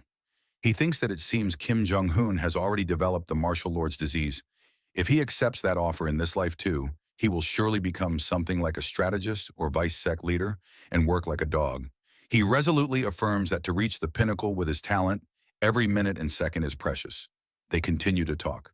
Kim Jong-un says it might be difficult to meet him once he establishes his organization and tries to persuade Yoon Hyun by saying he could always stick around and give him guidance tools. Yoon Hyun sighs. He tells Kim Jong-un plainly that he will not go, no matter how good the conditions are. He reflects that he already received countless guidance duels in his past life. He grips his sword, thinking that what he needs now is real combat experience. Remembering his past life, Yoon Hyun recalls that even Elder Jong-un told him to experience countless real battles once he reached the late top tier. So in this life, he decided to just watch Kim Jong-un's actions from afar. And just like that, Yoon Hyun leaves and continues his endless dueling journey. Another 20 years pass. Kim Jong-un comes to the same house as before. He opens the door, sees Yoon Hyun sitting inside, and remarks that Yoon Hyun looks pale. Looking sad, Yoon Hyun stares at the floor and thinks that he has finally realized something about himself, that his talent was abandoned by the heavens. Kim Hoon, now the greatest under heaven, talks to a much older Yoon Hyun. Kim Hoon asks Yoon Hyun if he still has not been able to raise his prowess despite his endless training. Yoon Hyun explains that his understanding of sword energy now far exceeds that of other first-rate martial artists. He admits, however, that he is still unable to last more than 3 exchanges against a peak-level artist like Kim Hoon. Even Kim Hoon finds this strange. He states that Yoon Hyun has nearly become one with the sword, yet he still has not reached the martial peak. He thinks that someone with Yoon Hyun's vast fighting experience should easily be able to break through. Yoon Hyun simply accepts that this is the extent of his talent, a talent forsaken by the heavens. Yoon Hyun's nose begins to bleed, revealing his weakened state. He says he can only maintain his sword energy for half a day. He hopes that if he can maintain it for an entire day, he will finally find a path forward. Kim Hoon wishes him the best. He then hands Yoon Hyun a thick book he has just written, explaining that it contains the insight he gained from fighting a core formation stage cultivator. He recalls how he tried to buy time by withstanding the cultivator's moves and successfully managed to escape. Yoon Hyun notes the book is incredibly thick, as massive as the entire records of a martial arts sect.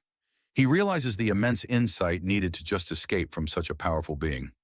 Kim Hoon simply states that cultivators are living natural disasters, and a deep understanding is needed to escape their wrath. Yoon Hyun thanks him, vowing to preserve the knowledge for the next generation. Kim Hoon departs, ready to seek out another cultivator. Before leaving, Kim Hoon offers a final hint to reach the peak. He tells Yoon Hyun to try and take in every single piece of spatial information into his mind at all times. Yoon Hyun questions how he could even do such a thing. He thinks that just maintaining sword energy all day makes him feel like his head will split open, so constantly simulating his surroundings seems impossible. He worries his head might actually explode. He dismisses his doubt, trusting there must be a reason the strongest martial artist under the heavens would assign him such a task. From that day forth, Yoon Hyun begins to keep track of every piece of information his eyes provide, remembering the spatial position of every object. 5 years pass since he began this intense training. He now maintains sword energy and spatial tracking simultaneously, but he feels dizzy from the effort. The task is no longer just visual. He has started tracking audible information as well. He wonders if he can even fight in this lightheaded state, nodding there are no more sects left for him to challenge. He recalls having spent the past 30 years traveling through all of Yangyuo, visiting every medium to large sect. With no sects left, he has resorted to capturing bandits and living off their bounties. He acknowledges that this is the path he has chosen, a way to test his limits against ruthless foes even in his weakened condition. He accepts that he must continue walking this path, even if it leads to his death. 15 years later, Yoon Hyun meets with Kim Hoon again. Yoon Hyun, now significantly older, sits across from Kim Hoon, whose own face is marked with the scars of countless battles. It has now been 45 years since his regression. Yoon Hyun explains that he has reached a stage where he is proficient at processing information from all five of his senses. But even with this incredible awareness, he still has not become a peak-level martial artist. Kim Hoon shares his own struggles, revealing that cultivators now have a bounty on his head. He recalls escaping an ambush from two core formation stage cultivators, managing to leave a single scratch on one of their cheeks. He concludes that it is impossible for a martial artist to defeat a cultivator. Hearing Kim Hoon's story, Yoon Hyun relates to his predicament. He thinks how they are polar opposites in talent, yet both are stuck, unable to overcome the final wall. Kim Hoon suggests a duel to get feedback, something they have not done in a long time, and Yoon Hyun agrees. The duel begins and ends swiftly as Kim Hoon strikes him down with ease, a fierce blast of energy sending him flying. Both men are frustrated. Kim Hoon cannot understand why Yoon Hyun has not reached the peak yet. He suggests that maybe what Yoon Hyun lacks is a catalyst, a strong sense of drive or emotion. This suggestion infuriates Yoon Hyun. He screams at Kim Hoon, questioning what he means by that. He shouts that he has done nothing but wield the sword for over 50 years. He roars about his desperation, explaining how he holds his sword even in his sleep and keeps his sword energy active in his dreams. He cries out to the heavens, asking why they will not show him the next stage as his anguish fills the air. Seeing his friend's pain, Kim Hoon creates a new martial art for him on the spot, carving the forms into a tree. He hopes that learning it will help calm Yoon Hyun's spirit. 5 years pass. It is now 50 years since his regression, and a very old Yoon Hyun knows he has little time left. He muses that his talent ends here, and that even the genius Kim Hoon has his own limits. He laments that they cannot escape their fates. Suddenly, a voice calls out to him, asking what nonsense he is talking about. Yoon Hyun turns and is shocked to see Kim Hoon, horribly battered and with both of his arms completely severed. As Yoon Hyun rushes to get medical tools, Kim Hoon grabs him and they soar into the sky. Yoon Hyun cannot understand how Kim Hoon is grabbing him because both of his arms are severed. Kim Hoon laughs manically, shouting that a cultivator is chasing them. He joyfully reveals this is the price for having blown up a core formation stage cultivator's arm.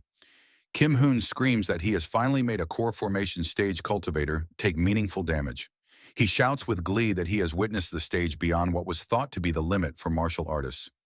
This impossible revelation leaves Yoon Hyun in utter shock. Kim Hoon yells out, demanding that Yoon Hyun look. He declares that he risked his life and burned away his life force to get to this point. Yoon Hyun looks up, his eyes wide with disbelief, and recognizes what he is seeing as enhanced chi. Kim Hoon explains that this is how he was able to burst the core formation cultivator's arm. He launches a massive sphere of bright blue energy that pulsates in the sky, and the surrounding area shatters from its power. Kim Hoon continues, shouting that this is the result of his life's work training in martial arts. As he speaks, his powerful technique explodes, completely leveling Yoon Hyun's house in a blinding flash. Yoon Hyun watches in horror, realizing his home, the culmination of 50 years of savings as the infinite fighting monster, is now gone. Kim Hoon laughs triumphantly, saying he ran far and wide just to show Yoon Hyun this. He proclaims that he has decided to leave his will to him. For a moment, Yoon Hyun is filled with rage, but he calms himself and observes the aftermath. He notes that the place where his 3-story building stood is now just a crater with nothing left. He comforts himself by thinking it is a good thing he had no servants, as hundreds would have died from that one attack. He analyzes the faint traces of the attack and realizes that the ball of enhanced chi was a concentration of thousands of blade energies. He marvels at the unbelievable force, stronger than any martial art Kim Hoon had ever shown him before. Kim Hoon reiterates that this is how he burst the cultivator's arm. He recalls having to resort to ambushes and assassinations to deal with chi-building stage cultivators, but now he can fight them head-on. As their flight slows, Yoon Hyun shouts that they are falling. They plummet to the ground and crash hard. Kim Hoon, gravely injured, lies on the ground. He pleads with Yoon Hyun not to forget these techniques as they are his life's realizations, and begs him to pass on his martial arts to future generations. Yoon Hyun urges him to stop talking, reminding him his life is at stake. Suddenly, a new figure appears. It is the cultivator who announces that he has found them. He mockingly tells them they have chosen a terrible spot to run to. The cultivator addresses Yoon Hyun as a civilian and declares that Kim Hoon is a criminal who has committed unspeakable crimes against cultivators. He demands that Yoon Hyun leave Kim Hoon there. Yoon Hyun asks if he is there to punish them. The cultivator retorts by asking if Yoon Hyun is an acquaintance of Kim's. Without a word, Yoon Hyun hefts Kim onto his back and begins to run. The cultivator scoffs, calling it pointless. He wonders aloud if Yoon Hyun has not heard about him from Kim Hoon. He smirks and releases his aura, deciding to find some entertainment in this. He commands an army of corpses, reanimated beings known as Jiangshi, to rise from the ground around them. The cultivator tells Yoon Hyun to run as best he can as Yoon Hyun looks on in horror at the reanimated corpses. He curses, realizing he is too old for this. He carries the wounded Kim Hoon and begins to run as the Jiangshi shriek and chase them.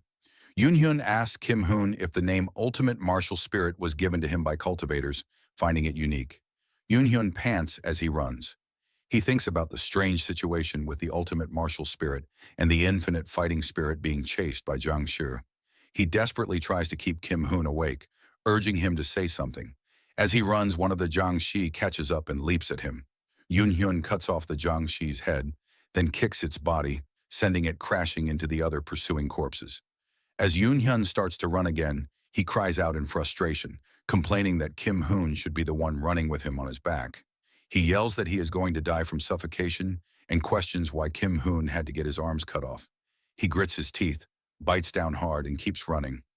Morning turns to night, and still they run. They reach a high cliff, a dead end, where the Jiangshi surround them. The cultivator is impressed, commenting that Yoon Hyun, a mere civilian, managed to withstand the Jiangshi for 3 days and nights. He states that Yoon Hyun cannot run anymore, and that it is futile to try. He declares that the ultimate martial spirit, Kim Hoon, is already dead. Yoon Hyun confirms this, saying that he knows since he is a physician, after all. The cultivator asks why he kept running then. He states his only interest is in Kim Hoon, and that Yoon Hyun could have just abandoned the corpse and run off. Yoon Hyun laughs softly and the cultivator questions him. Yoon Hyun explains that all the techniques he has learned, the severing mountain sword, the dragon vein chi method, the mountain lord martial arts, and the transcending peak steps, are all thanks to Kim Hoon's teachings. He calls Kim Hoon his master and mentor. He stands defiant, drawing his sword, and challenges the cultivator to take his head first if he wants to take his master's. The cultivator scoffs, questioning if Yoon Hyun does not fear cultivators. He wonders if it is because Yoon Hyun is old and ignorant. He decides to show him, boasting that cultivators have the power to inflict pain worse than death. The cultivator suddenly summons 2 spectral arms that float in the air and then charge toward them. The arms do not attack Yoon Hyun, passing right by him. Yoon Hyun looks back and sees, to his horror, that the arms have now attached themselves to Kim Hoon's severed shoulders. Suddenly, Kim Hoon's body begins to move, and Yoon Hyun looks at it in horror. The cultivator looks at Yoon Hyun, calling him a parasite, and declares he will make Yoon Hyun pay the price for looking down on a cultivator. Yoon Hyun curses the cultivator, calling him an evil bastard. Kim Hoon's corpse stands, its body shaking and twitching, a sword in its hand. The cultivator looks at it and commands it to kill Yoon Hyun. Kim Hoon screams a primal roar of exertion as his corpse lunges forward, swinging its sword with immense force controlled by the cultivator. Yoon Hyun stands defiantly against the reanimated corpse of his friend. He shouts out in anguish that this is an unbearable desecration of a dead person's soul. The cultivator watches with a smug smile as the Jiangshi attacks. Yoon Hyun clashes with his master's reanimated body. He realizes with a small measure of relief that the corpse cannot use the martial arts Kim Hoon knew in life. He notes that it is only pushing him back with the raw power the cultivator has poured into it. But even so, he struggles. The power and speed are immense, and Yoon Hyun grits his teeth, knowing there is a limit to how long his old body can hold out. He curses, the strain of blocking the heavy blows showing on his face. He feels the immense disrespect of pointing his sword at the deceased Kim Hoon. With a heavy heart and teary eyes, he apologizes to his master's spirit, knowing he must finish this quickly. He prepares himself for his final technique, gathering all his remaining energy. He unleashes the Severing Mountain Sword Art's final move, Heavenly Lake, as a swirl of purple energy envelops him. In the past, Yoon Hyun had asked Kim Hoon about the name of the 21st move. He wondered why it was called Heavenly Lake when most other moves were named after gorges, peaks, or mountains. Kim Hoon responded with a slight smile, pondering the question. Yoon Hyun thought that since it was a move Kim Hoon improved in his last life, he must have known the reason. Kim Hoon suggested that Heavenly Lake made him think of the Heavenly Lake on Baekdu Mountain.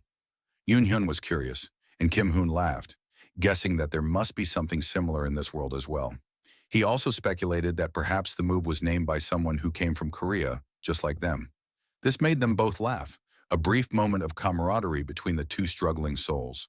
The scene returns to the present, a beautiful, vast lake reflecting the sky. The name Heavenly Lake is symbolic. The gigantic lake represents the unchanging self, containing all the myriad forms of the world. Yoon Hyun understands its meaning now. He thinks that the sky symbolized in the mantra refers to his opponent and his sword becomes the lake, containing the essence of his foe. He engages with the reanimated corpse, and his sword seems to absorb its energy. He understands that the Heavenly Lake technique instantly absorbs all the power flowing through an opponent's meridian, points into his own sword aura. It then bounces the opponent back, trapping only their energy inside his sword. It is a technique only he can perform, a move custom fit for a top-notch physician and master of the 8 extraordinary meridians. The corpse groans in agony as its energy is drained. Yoon Hyun knows that if the corpse is left intact, the cultivator will just continue to use it as a zombie. He refuses to let that happen. He decides to unleash all the power raging within his scabbard, pouring all the moves of the Severing Mountain sword arts out at once. He executes the first move, over the mountain. He continues his assault, unleashing the second move, entering the mountain, then the third, ascending the vein. He follows with a rapid succession of the fourth, flowing ridge, the fifth, boulder, and the sixth, strange rock. Each move is a devastating blow. The reanimated corpse is shredded by the barrage of attacks, blood and sinew flying everywhere. Yoon Hyun, with a look of fierce determination, vows to completely slice it to pieces. He roars that he will leave no part of it for the cultivator to desecrate and raise again. The cultivator, in rage, shouts at him, calling him a bastard and releasing a massive amount of aura. Just as he does, Kim Hoon's corpse contorts and expands into a monstrous bloated form, screaming in agony. Yoon Hyun is shocked, realizing the cultivator has given it even more immense power and speed. He knows he needs to dodge, but then he questions the point of dodging, knowing his lifespan will end soon anyway. He accepts that at this moment, he is as good as dead. He decides he will ensure his master's final moments are no longer desecrated. He pushes his body to its absolute limit, embracing the oncoming attack. He screams, ready to burn it all away as the monstrous corpse roars in response. Yoon Hyun gathers energy in his foot and lunges at the reanimated Kim Hoon. In the face of death, Yoon Hyun senses height. He feels everything, the space, sound, and smell of his surroundings, the humidity and temperature, and the smell of blood on his tongue. He feels his brain is about to burst, but he roars, embracing it, pushing even further until his brain burns out. A red, cracking energy spreads across his vision, and suddenly everything changes. His brain, which felt like it was going to burst, has broken through something. He is left floating in a dark void, wondering if what he sees is real. Lines of red energy surround him, and he is confused. He watches as the monstrous corpse of his friend moves with incredible speed, a blur of motion. With his newfound vision, he can see everything clearly, and he effortlessly sidesteps the attack. His sword glows with a blue light. With a single swift motion, he cuts through the corpse's neck. The creature's head flies from its body as a spray of blood erupts. Yoon Hyun's eyes widen in astonishment. He questions if this could be the vision of the pinnacle state. He looks at the severed head of his friend and sees that Kim Hoon is smiling. He understands then, one, a genius blessed by the heavens, and the other, a fool abandoned by the heavens. They were at opposite extremes, but the reason they seemed so alike was because they were both desperately struggling against the fate given to them by the heavens. He continues his assault on the remaining corpse, each slash precise and powerful. He thinks that in this place there is no genius nor fool. There are only those who died after a lifetime of struggling against fate and those who will do the same. An echo of Kim Hoon's voice asks him if he intends to end it like this. Yoon Hyun shouts defiantly that of course he will not. He leaps into the air, preparing his final attack, and unleashes his 15th move, Endless Mountains. The entire landscape erupts, and the last remnants of the corpse are obliterated. He thinks to himself that this is the end. The cultivator screams in rage, but Yoon Hyun is at peace. He knows that now no one will be able to desecrate his master's body anymore. He whispers a final farewell, wishing his master may rest in peace. In the darkness, his journey comes to a close. He who had reached the new state he had so longed for, finally concluded the life he had so persistently challenged. Yoon Hyun's eyes snap open. He lets out a breath of realization, understanding he has regressed again. He recalls his last life, remembering that he resisted until the very end. He clenches his fist, a surge of emotion washing over him. He declares triumphantly that he has finally reached it. He screams with exhilaration, exclaiming that he has reached the pinnacle, the state he yearned for his whole life. Suddenly, another man approaches, yelling at him. He asks assistant manager Seo what he is blabbering about and calls him a crazy bastard, clearly angry. Yoon-hyun calmly looks at the approaching man, his vision filled with a red line. He thinks to himself that he can see it. As the man swings at him, Yoon-hyun effortlessly dodges the blow. The man is shocked, questioning how he dodged. With his eyes closed, Yoon-hyun thinks that he can see exactly where Jeon Myung-hoon's next move will be. He reflects that even before, he could avoid Jeon Myung-hoon's attacks with his eyes closed, but that was because he was predicting his movements based on his decades of martial arts training. Now, however, it is different. As a red line traces Jeon Myung-hoon's next move, Yoon-hyun realizes this is less of a prediction and more like precognition. He understands that this is why a few first-rate masters cannot defeat a single master at the pinnacle. He wonders how a first-rate martial artist could ever defeat a pinnacle master when they can see every move so clearly. His own eyes glow with a blue light. A blue line appears, tracing a path through Jeon Myung-hoon's defenses. Yoon-hyun can instinctively tell that this blue line leads to his opponent's weak point, the optimal path for him to attack. He understands the nature of his new vision. The red line is for reading the opponent's attacks, and the blue line is for making his optimal attack. He realizes that because the difference in their power is so great, a multitude of weak points are being revealed. Suddenly, a trickle of blood runs from his nose. He wonders if he is okay.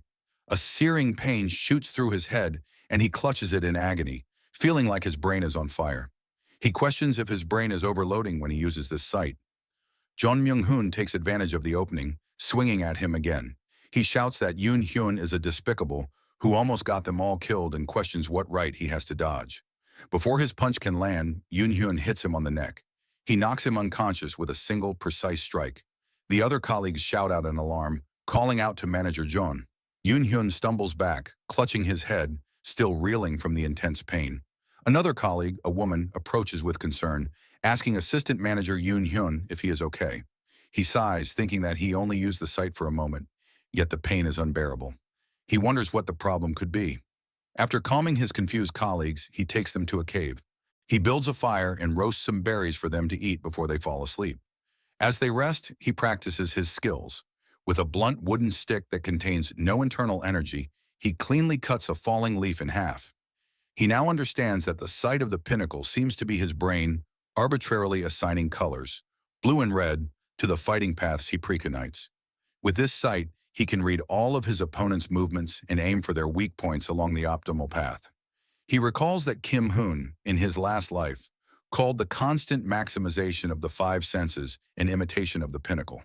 By maximizing his senses, he had been forced to calculate his opponent's fighting path. He realizes how incredible the true sight of the pinnacle is. He feels as though he can see a web of blue energy radiating from the end of his stick. As the wind blows, he stands ready to fight. He closes his eyes and imagines many martial artists charging at him, but he moves past them, using his new skill to instantly cut through their ranks. After the imaginary battle, he stands in the forest at dawn, panting but triumphant. He smiles, realizing that now he too is a master at the pinnacle. But the elation is short-lived as he winces, clutching his head, feeling as if his brain is still on fire. He reflects on his progress. He had found and eaten 8 Hwangju ginseng roots and practiced Yongmik Qigong, which increased the duration of his sight to about an hour and a half. He decides that since he has already reached the pinnacle, there is no reason to sell the remaining ginseng, knowing he can now solve his financial problems with his own abilities. He returns to the cave where everyone is still sleeping. He thinks about Kim Hoon, the 6-volume book of insights he left in his last life, and the secret verses he shared before he died are all in Yoon-hyun's head. He is confident that if he passes on this knowledge, the Kim Hoon of this life will surely surpass his previous self.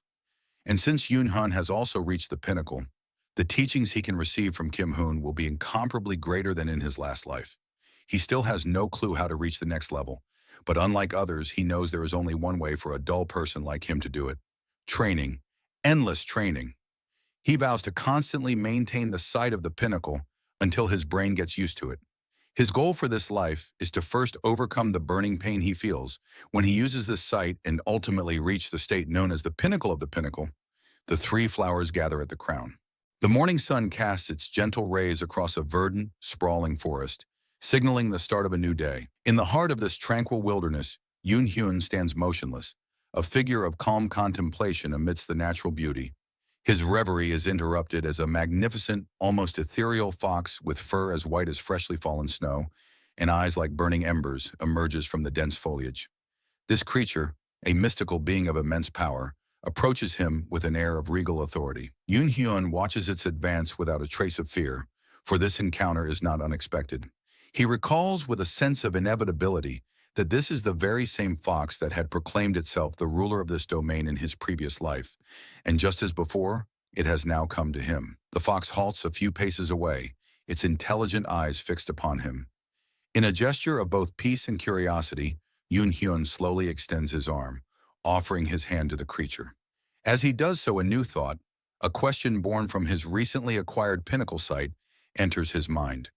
He wonders if his newfound ability will allow him to perceive the threads of fate, the crimson lines that reveal an opponent's every move, in a being as ancient and powerful as this fox. Driven by this sudden intrigue, he activates his sight. In an instant, his perception of the world transforms. His eyes glow with a faint, otherworldly light, and the entire forest, every leaf, every branch, every shadow, is bathed in a blinding, all-consuming crimson light. The mystical fox before him is now a terrifying apparition of pure red, an embodiment of overwhelming power and untamed ferocity. The very air around him seems to thicken, heavy with an oppressive energy that presses down on him from all sides. Yoon Hyun feels a primal fear, a deep, instinctual dread that tells him he is utterly outmatched. He knows in his heart with a chilling certainty that this is a battle he cannot win. The sheer force emanating from the creature is unlike anything he has ever encountered, a power so immense it dwarfs even his own pinnacle state. Several days after this harrowing encounter with the fox, another memory from his past life resurfaces, just as vivid and unsettling. The cultivators, those beings of immense power from a different world, had returned, and he had been forced to face them. He remembers standing before them, watching as they unleashed their terrifying crimson domain, the same oppressive red light that had filled his vision in the forest. He had been completely dumbfounded, utterly incapable of comprehending the source of such overwhelming power. In that moment, he had truly understood the vast, unbridgeable chasm that separated cultivators from martial artists. He had searched for an opening, a weakness, a single chance for victory, but there had been none. He had come to the grim realization that even a peak master, the zenith of martial prowess, would be powerless against even the weakest of cultivators. He recalls that on the day after that devastating encounter, a flicker of hope had appeared. He had seized the opportunity to speak with Seo Huial, the revered dragon king of the sea, who had come to retrieve one of his companions. He remembers approaching the majestic being, his heart heavy with questions. After quickly explaining what he had witnessed, he had asked about the crimson domain of the cultivators. Seo Huial, with a benevolent and all-knowing smile, had listened patiently before offering an explanation. He had spoken of a power known as Shi, a unique ability possessed only by cultivators. He had described it in many ways as consciousness, as awareness, as perception, but at its core it was the very essence of a cultivator's being. He had explained that for ordinary mortals this Shi is a force that remains confined within the brain, a latent potential that is never fully realized. Cultivators, however, had learned to extend this power outward, to project their very consciousness into the world around them, blanketing the space with their will. So Huial had then confirmed that spirit beast Taoists, like himself, beings who straddled the line between the mortal and the divine, possessed a similar ability. Yoon Hyun had thanked him for his wisdom, though the lofty philosophical words and complex explanations had left him with more questions than answers. He had understood the concept in theory, but its true nature had remained a mystery to him. But now in this new life, with the pinnacle sight he had so arduously obtained, he finally grasped the profound meaning behind the Dragon King's words. In the turbulent days following his conversation with Seo Huial in his past life, a new threat had emerged. The hunchbacked freak, a grotesque and malevolent being who rode atop a horrifyingly lifelike puppet, had appeared once more. He had announced his intention to take Chief Kim, a trusted colleague and friend, Without warning, the hunchback had unleashed his strange, terrifying power, creating a swirling vortex of energy that had consumed both Kim-hoon and Yoon-hyun, shoving them into a chaotic spatial rift. They had eventually been spat out into a vast expanse of deep, dark water. Yoon-hyun, sputtering and disoriented, struggled to make sense of his new surroundings. He broke the surface of the water, gasping for air, and found himself on a desolate, sandy beach. He cursed his misfortune, wringing the water from his soaked clothes, frustrated by the sudden and inexplicable turn of events. Chief Kim lay unconscious on the shore, a victim of their shared, chaotic journey. Kim awakened with a groan, his eyes bleary and unfocused.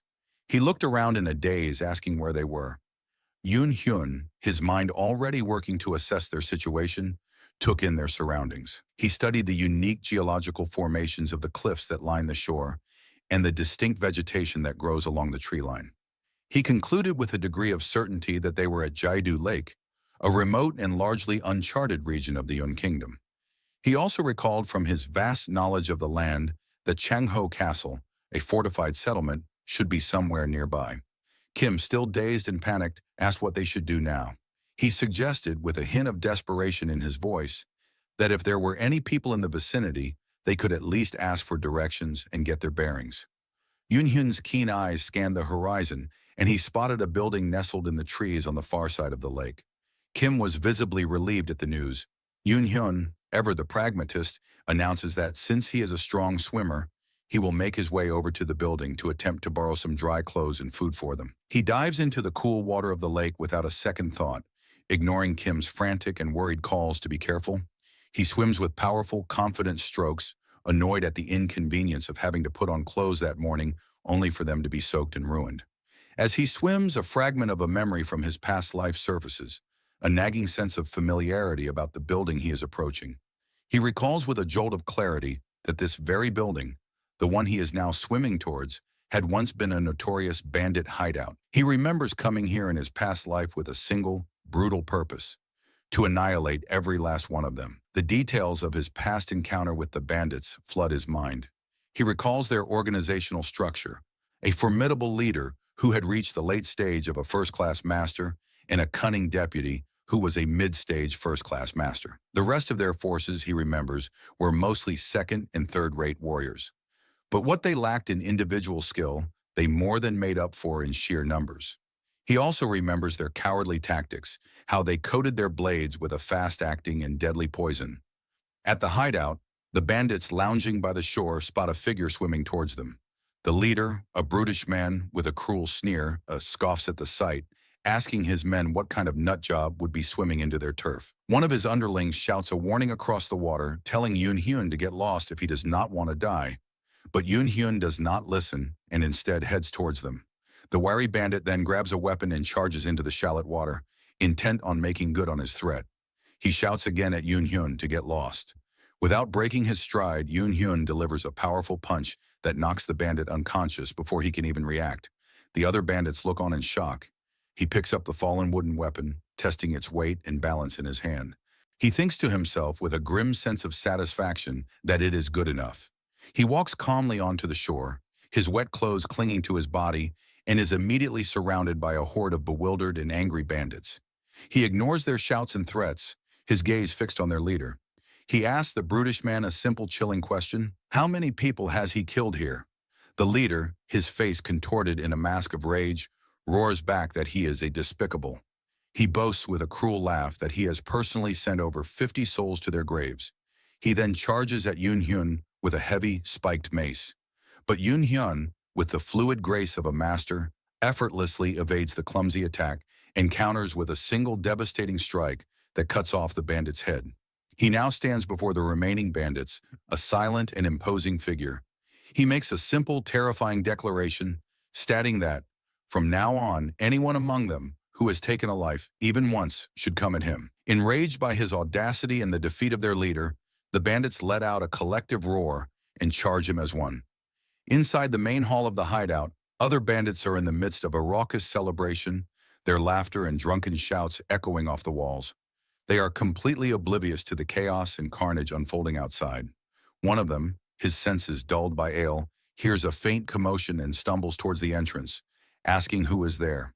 He looks out and is met with a sight that instantly sobers him. Yoon Hyun stands at the threshold, his figure silhouetted against the bright afternoon sun, a silent harbinger of their impending doom. The leader of the entire gang, a corpulent man adorned in a lavish robe, sits on a tiger-skin throne at the far end of the hall. He sneers at the sight of the lone intruder, calling Yoon Hyun a despicable. He barks an order to his men to grab their weapons, shouting that a rat has crawled into their den. In an instant, the bandits surround Yoon Hyun, their blades drawn and ready, but he remains utterly unfazed. His expression is calm and unreadable as a placid lake. With the blood-stained stick still clutched in his hand, he speaks with a quiet, chilling finality, stating there is no need to even ask. They all have to die. A mere 15 minutes later, the once raucous hall is silent, save for the soft dripping of blood. The floor is littered with the bodies of the defeated bandits. The leader, his bravado gone, lies wounded and trembling at Yoon Hyun's feet, pleading for his life. Yoon Hyun looks down at him with cold indifference and asks him a single question. How long has he been there? The terrified leader stammers that it has been about 1 day, the time it takes to drink a cup of tea. Yoon Hyun reflects on his past life. He remembers that his first encounter with these bandits had been a grueling, day-long affair. He had been forced to resort to scorched earth tactics, setting fire to their hideout to flush them out, and then hunting them down one by one with a poisoned sword. But this time, in a mere 15 minutes, he had wiped them all out with nothing but a simple wooden stick. The leader, in his last desperate moments, tries to bargain for his life with the location of their hidden treasure. But Yoon Hyun is not interested, his mission of retribution complete. He looks at the pleading leader and tells him yes before delivering the final, fatal blow. He has no need for their ill-gotten gains. He already knows exactly where their treasure is hidden, a detail seared into his memory from his past life. He finds a secret stash, a hidden compartment behind a loose stone in the wall, and unlocks it. Inside, he finds not treasure, but a group of terrified villagers held captive by the bandits. They look up at him with a mixture of fear and hope, their eyes wide with disbelief. They slowly emerge from their prison and bow deeply before him, their voices choked with emotion as they thank him for avenging them and freeing them from their captors. One of the elders, a man with a weathered face and kind eyes, steps forward and asks for his name or epithet, swearing that they will repay this great favor in any way they can. Yoon Hyun hesitates for a moment, a flicker of something unreadable in his eyes. He then scratches the back of his head, as if searching for the right words, and decides to give them a new name for himself, a name that reflects the man he has now become. With a confident, almost mischievous smile, he announces his new epithet, his voice ringing with a newfound sense of purpose and power: Limitless Battle Demon. Yoon Hyun and the recently awakened Kim Hoon, now comrades in this new life, make their way to the bustling settlement of Changho Castle.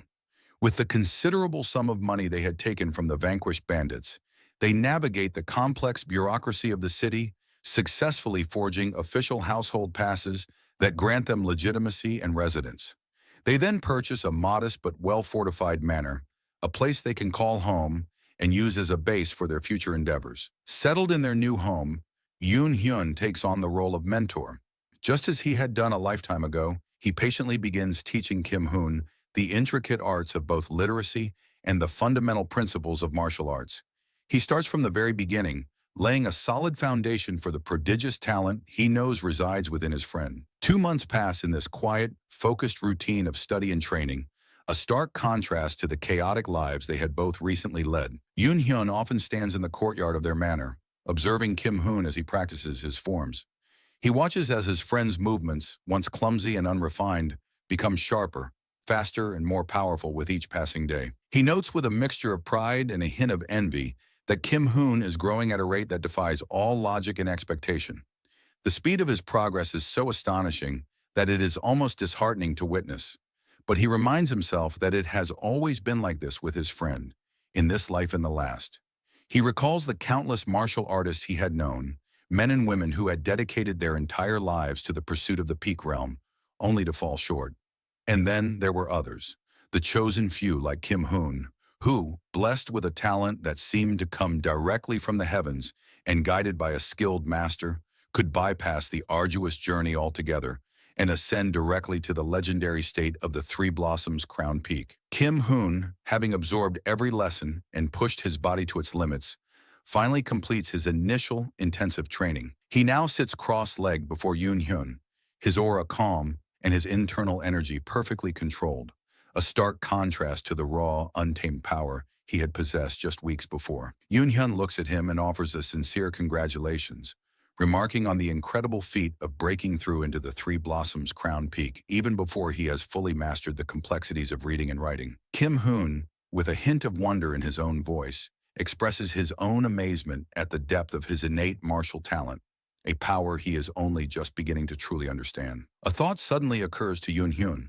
He realizes that after Kim-hoon had reached this transcendent stage in his past life, they had never once engaged in a proper duel as equals. He had always been the student, the one receiving guidance and training from the master. But now in this new life, the dynamic has shifted. He has reached the pinnacle of the peak realm through decades of grueling effort. In Kim-hoon, the prodigy has just taken his first steps into the even more profound realm of the Three Blossoms crown peak. With this new parity between them, he suggests a duel, a chance to test their respective strengths and see how they now measure up against each other. Kim-hoon agrees with a hearty laugh, a competitive glint in his eyes. He even jests that, for the first time, he feels like Yoon-hyun might actually have a chance to win. They both stand and make their way to the training ground, prepared to face each in a battle that will define the new chapter of their shared journey. Kim-hoon initiates the duel, his body a blur of motion as he unleashes the powerful and intricate forms of the severing mountain sword technique. Yoon-hyun meets the attack head-on, countering with the second strike of his own art, the swift and precise entering the mountain. Their blades clash in a shower of sparks, the air crackling with the raw power of their combined energies. Yoon-hyun feels his blue line of attack, the optimal path he perceives with his pinnacle sight, being forcefully pushed back by the sheer strength of Kim-hoon's technique. His instincts scream at him to evade, to retreat and reassess.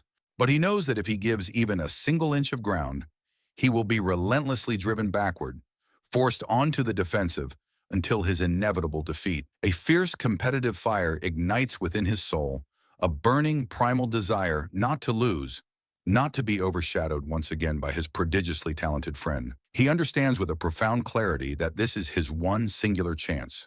Right here, right now, is his opportunity to finally defeat the man who has always been a step ahead, the brilliant Kim-hoon. He believes with a desperate certainty that this will likely be his last and only chance. He knows that from this moment forward, Kim-hoon will only continue to grow at a terrifying exponential rate, his talent a raging river that cannot be dammed. He grimly tells himself that the next time they cross swords, Kim-hoon will already be so far beyond him, so elevated in his power that he will not even be able to look him in the eye as an equal.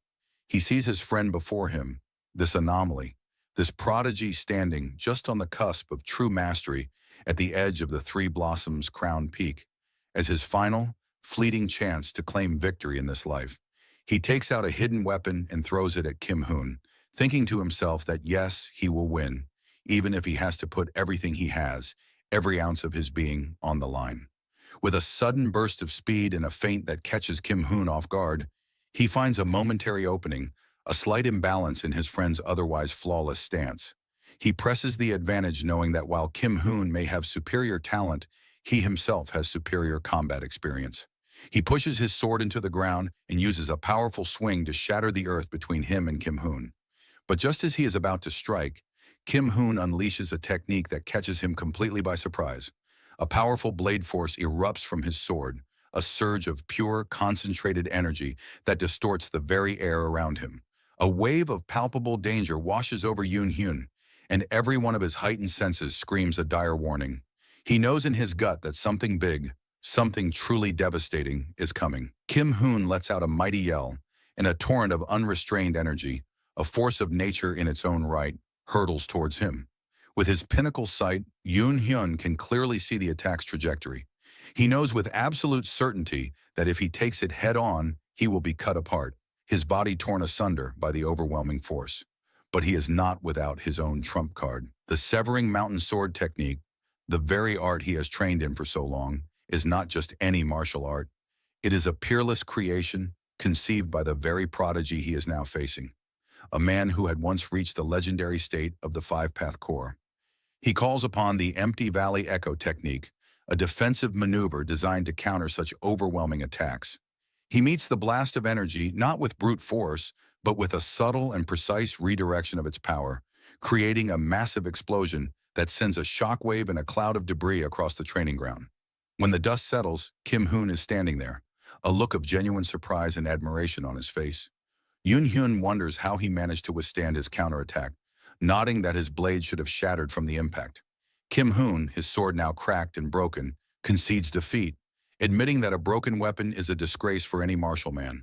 Kim Hoon, however, compliments his skill and seasoned experience, but Yoon Hyun tells him not to worry, as he knows that from this day forward, he will never be able to win against him again. With today's duel as their last true contest of equals, he resigns himself to the fact that he will not be able to surpass Kim Hoon until his next life. Inside their manor, Yoon Hyun, as a gesture of both respect and camaraderie, tells Kim Hoon that he has prepared a gift for him, a token of his esteem now that he has officially entered the Three Blossoms Crown Peak. Kim Hoon asks if the intense and revealing duel was not his gift, and Yoon Hyun smiles, saying there is something more. Yoon Hyun presents him with a weathered but exquisitely bound martial arts manual. The title, written in elegant calligraphy, reads, Record of the Martial Arts Surpassing Through Cultivation in Leaps. He explains that he had purchased it from a mysterious old man who had claimed that the minimum entry requirement to even begin to understand its contents was the Three Blossoms Crown Peak. He admits that he had tried to read it himself, but had been unable to make any sense of its esoteric teachings, and so he now offers it to Kim Hoon. Kim Hoon accepts the gift with gratitude, calling their meeting and this subsequent gift a truly fated encounter. After finally finishing his long-overdue literacy lessons, Kim Hoon, now able to read fluently, devours all 6 volumes of the mysterious manual. 4 months later, Yoon Hyun returns from a particularly successful and lucrative bounty hunt, his bags filled with coin. He enters the manor, calling out for his friend, only to find the house strangely empty and silent. He searches every room, but there is no sign of Kim Hoon. He has vanished without a trace. Suddenly, Kim Hoon appears out of nowhere, startling him. His form flickers in and out of sight like a phantom.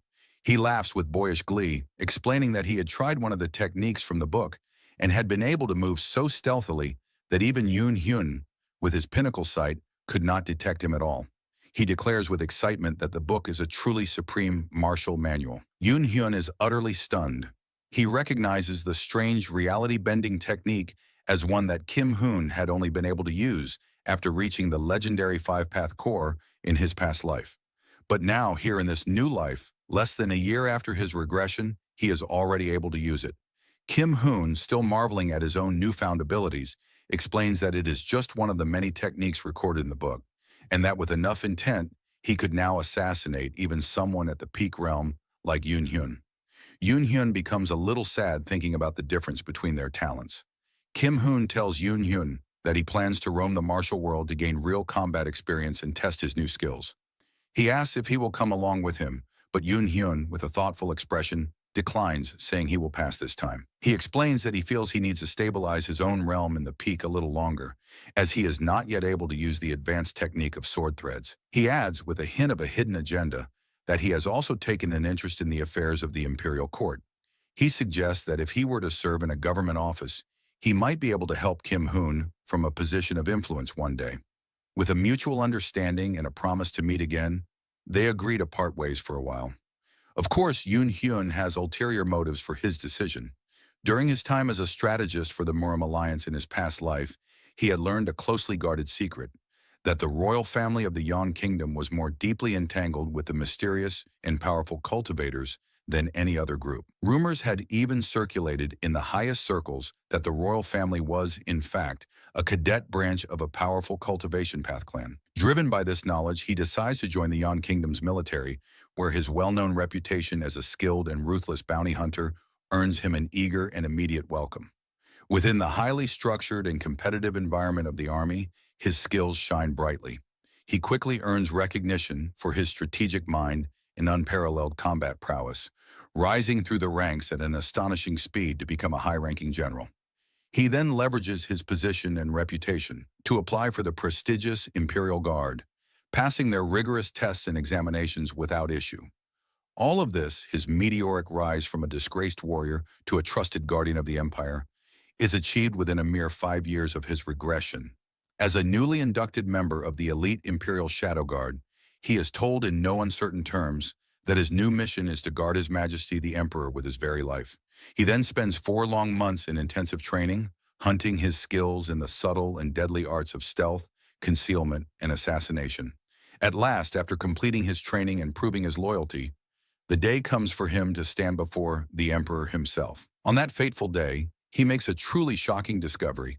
As he stands in the grand and opulent throne room, his pinnacle sight active and scanning for any potential threats, he sees not the aura of a mortal man sitting on the throne, but the distinct, unmistakable energy of a cultivator. The Emperor, the ruler of the entire Yan Kingdom, is a cultivator.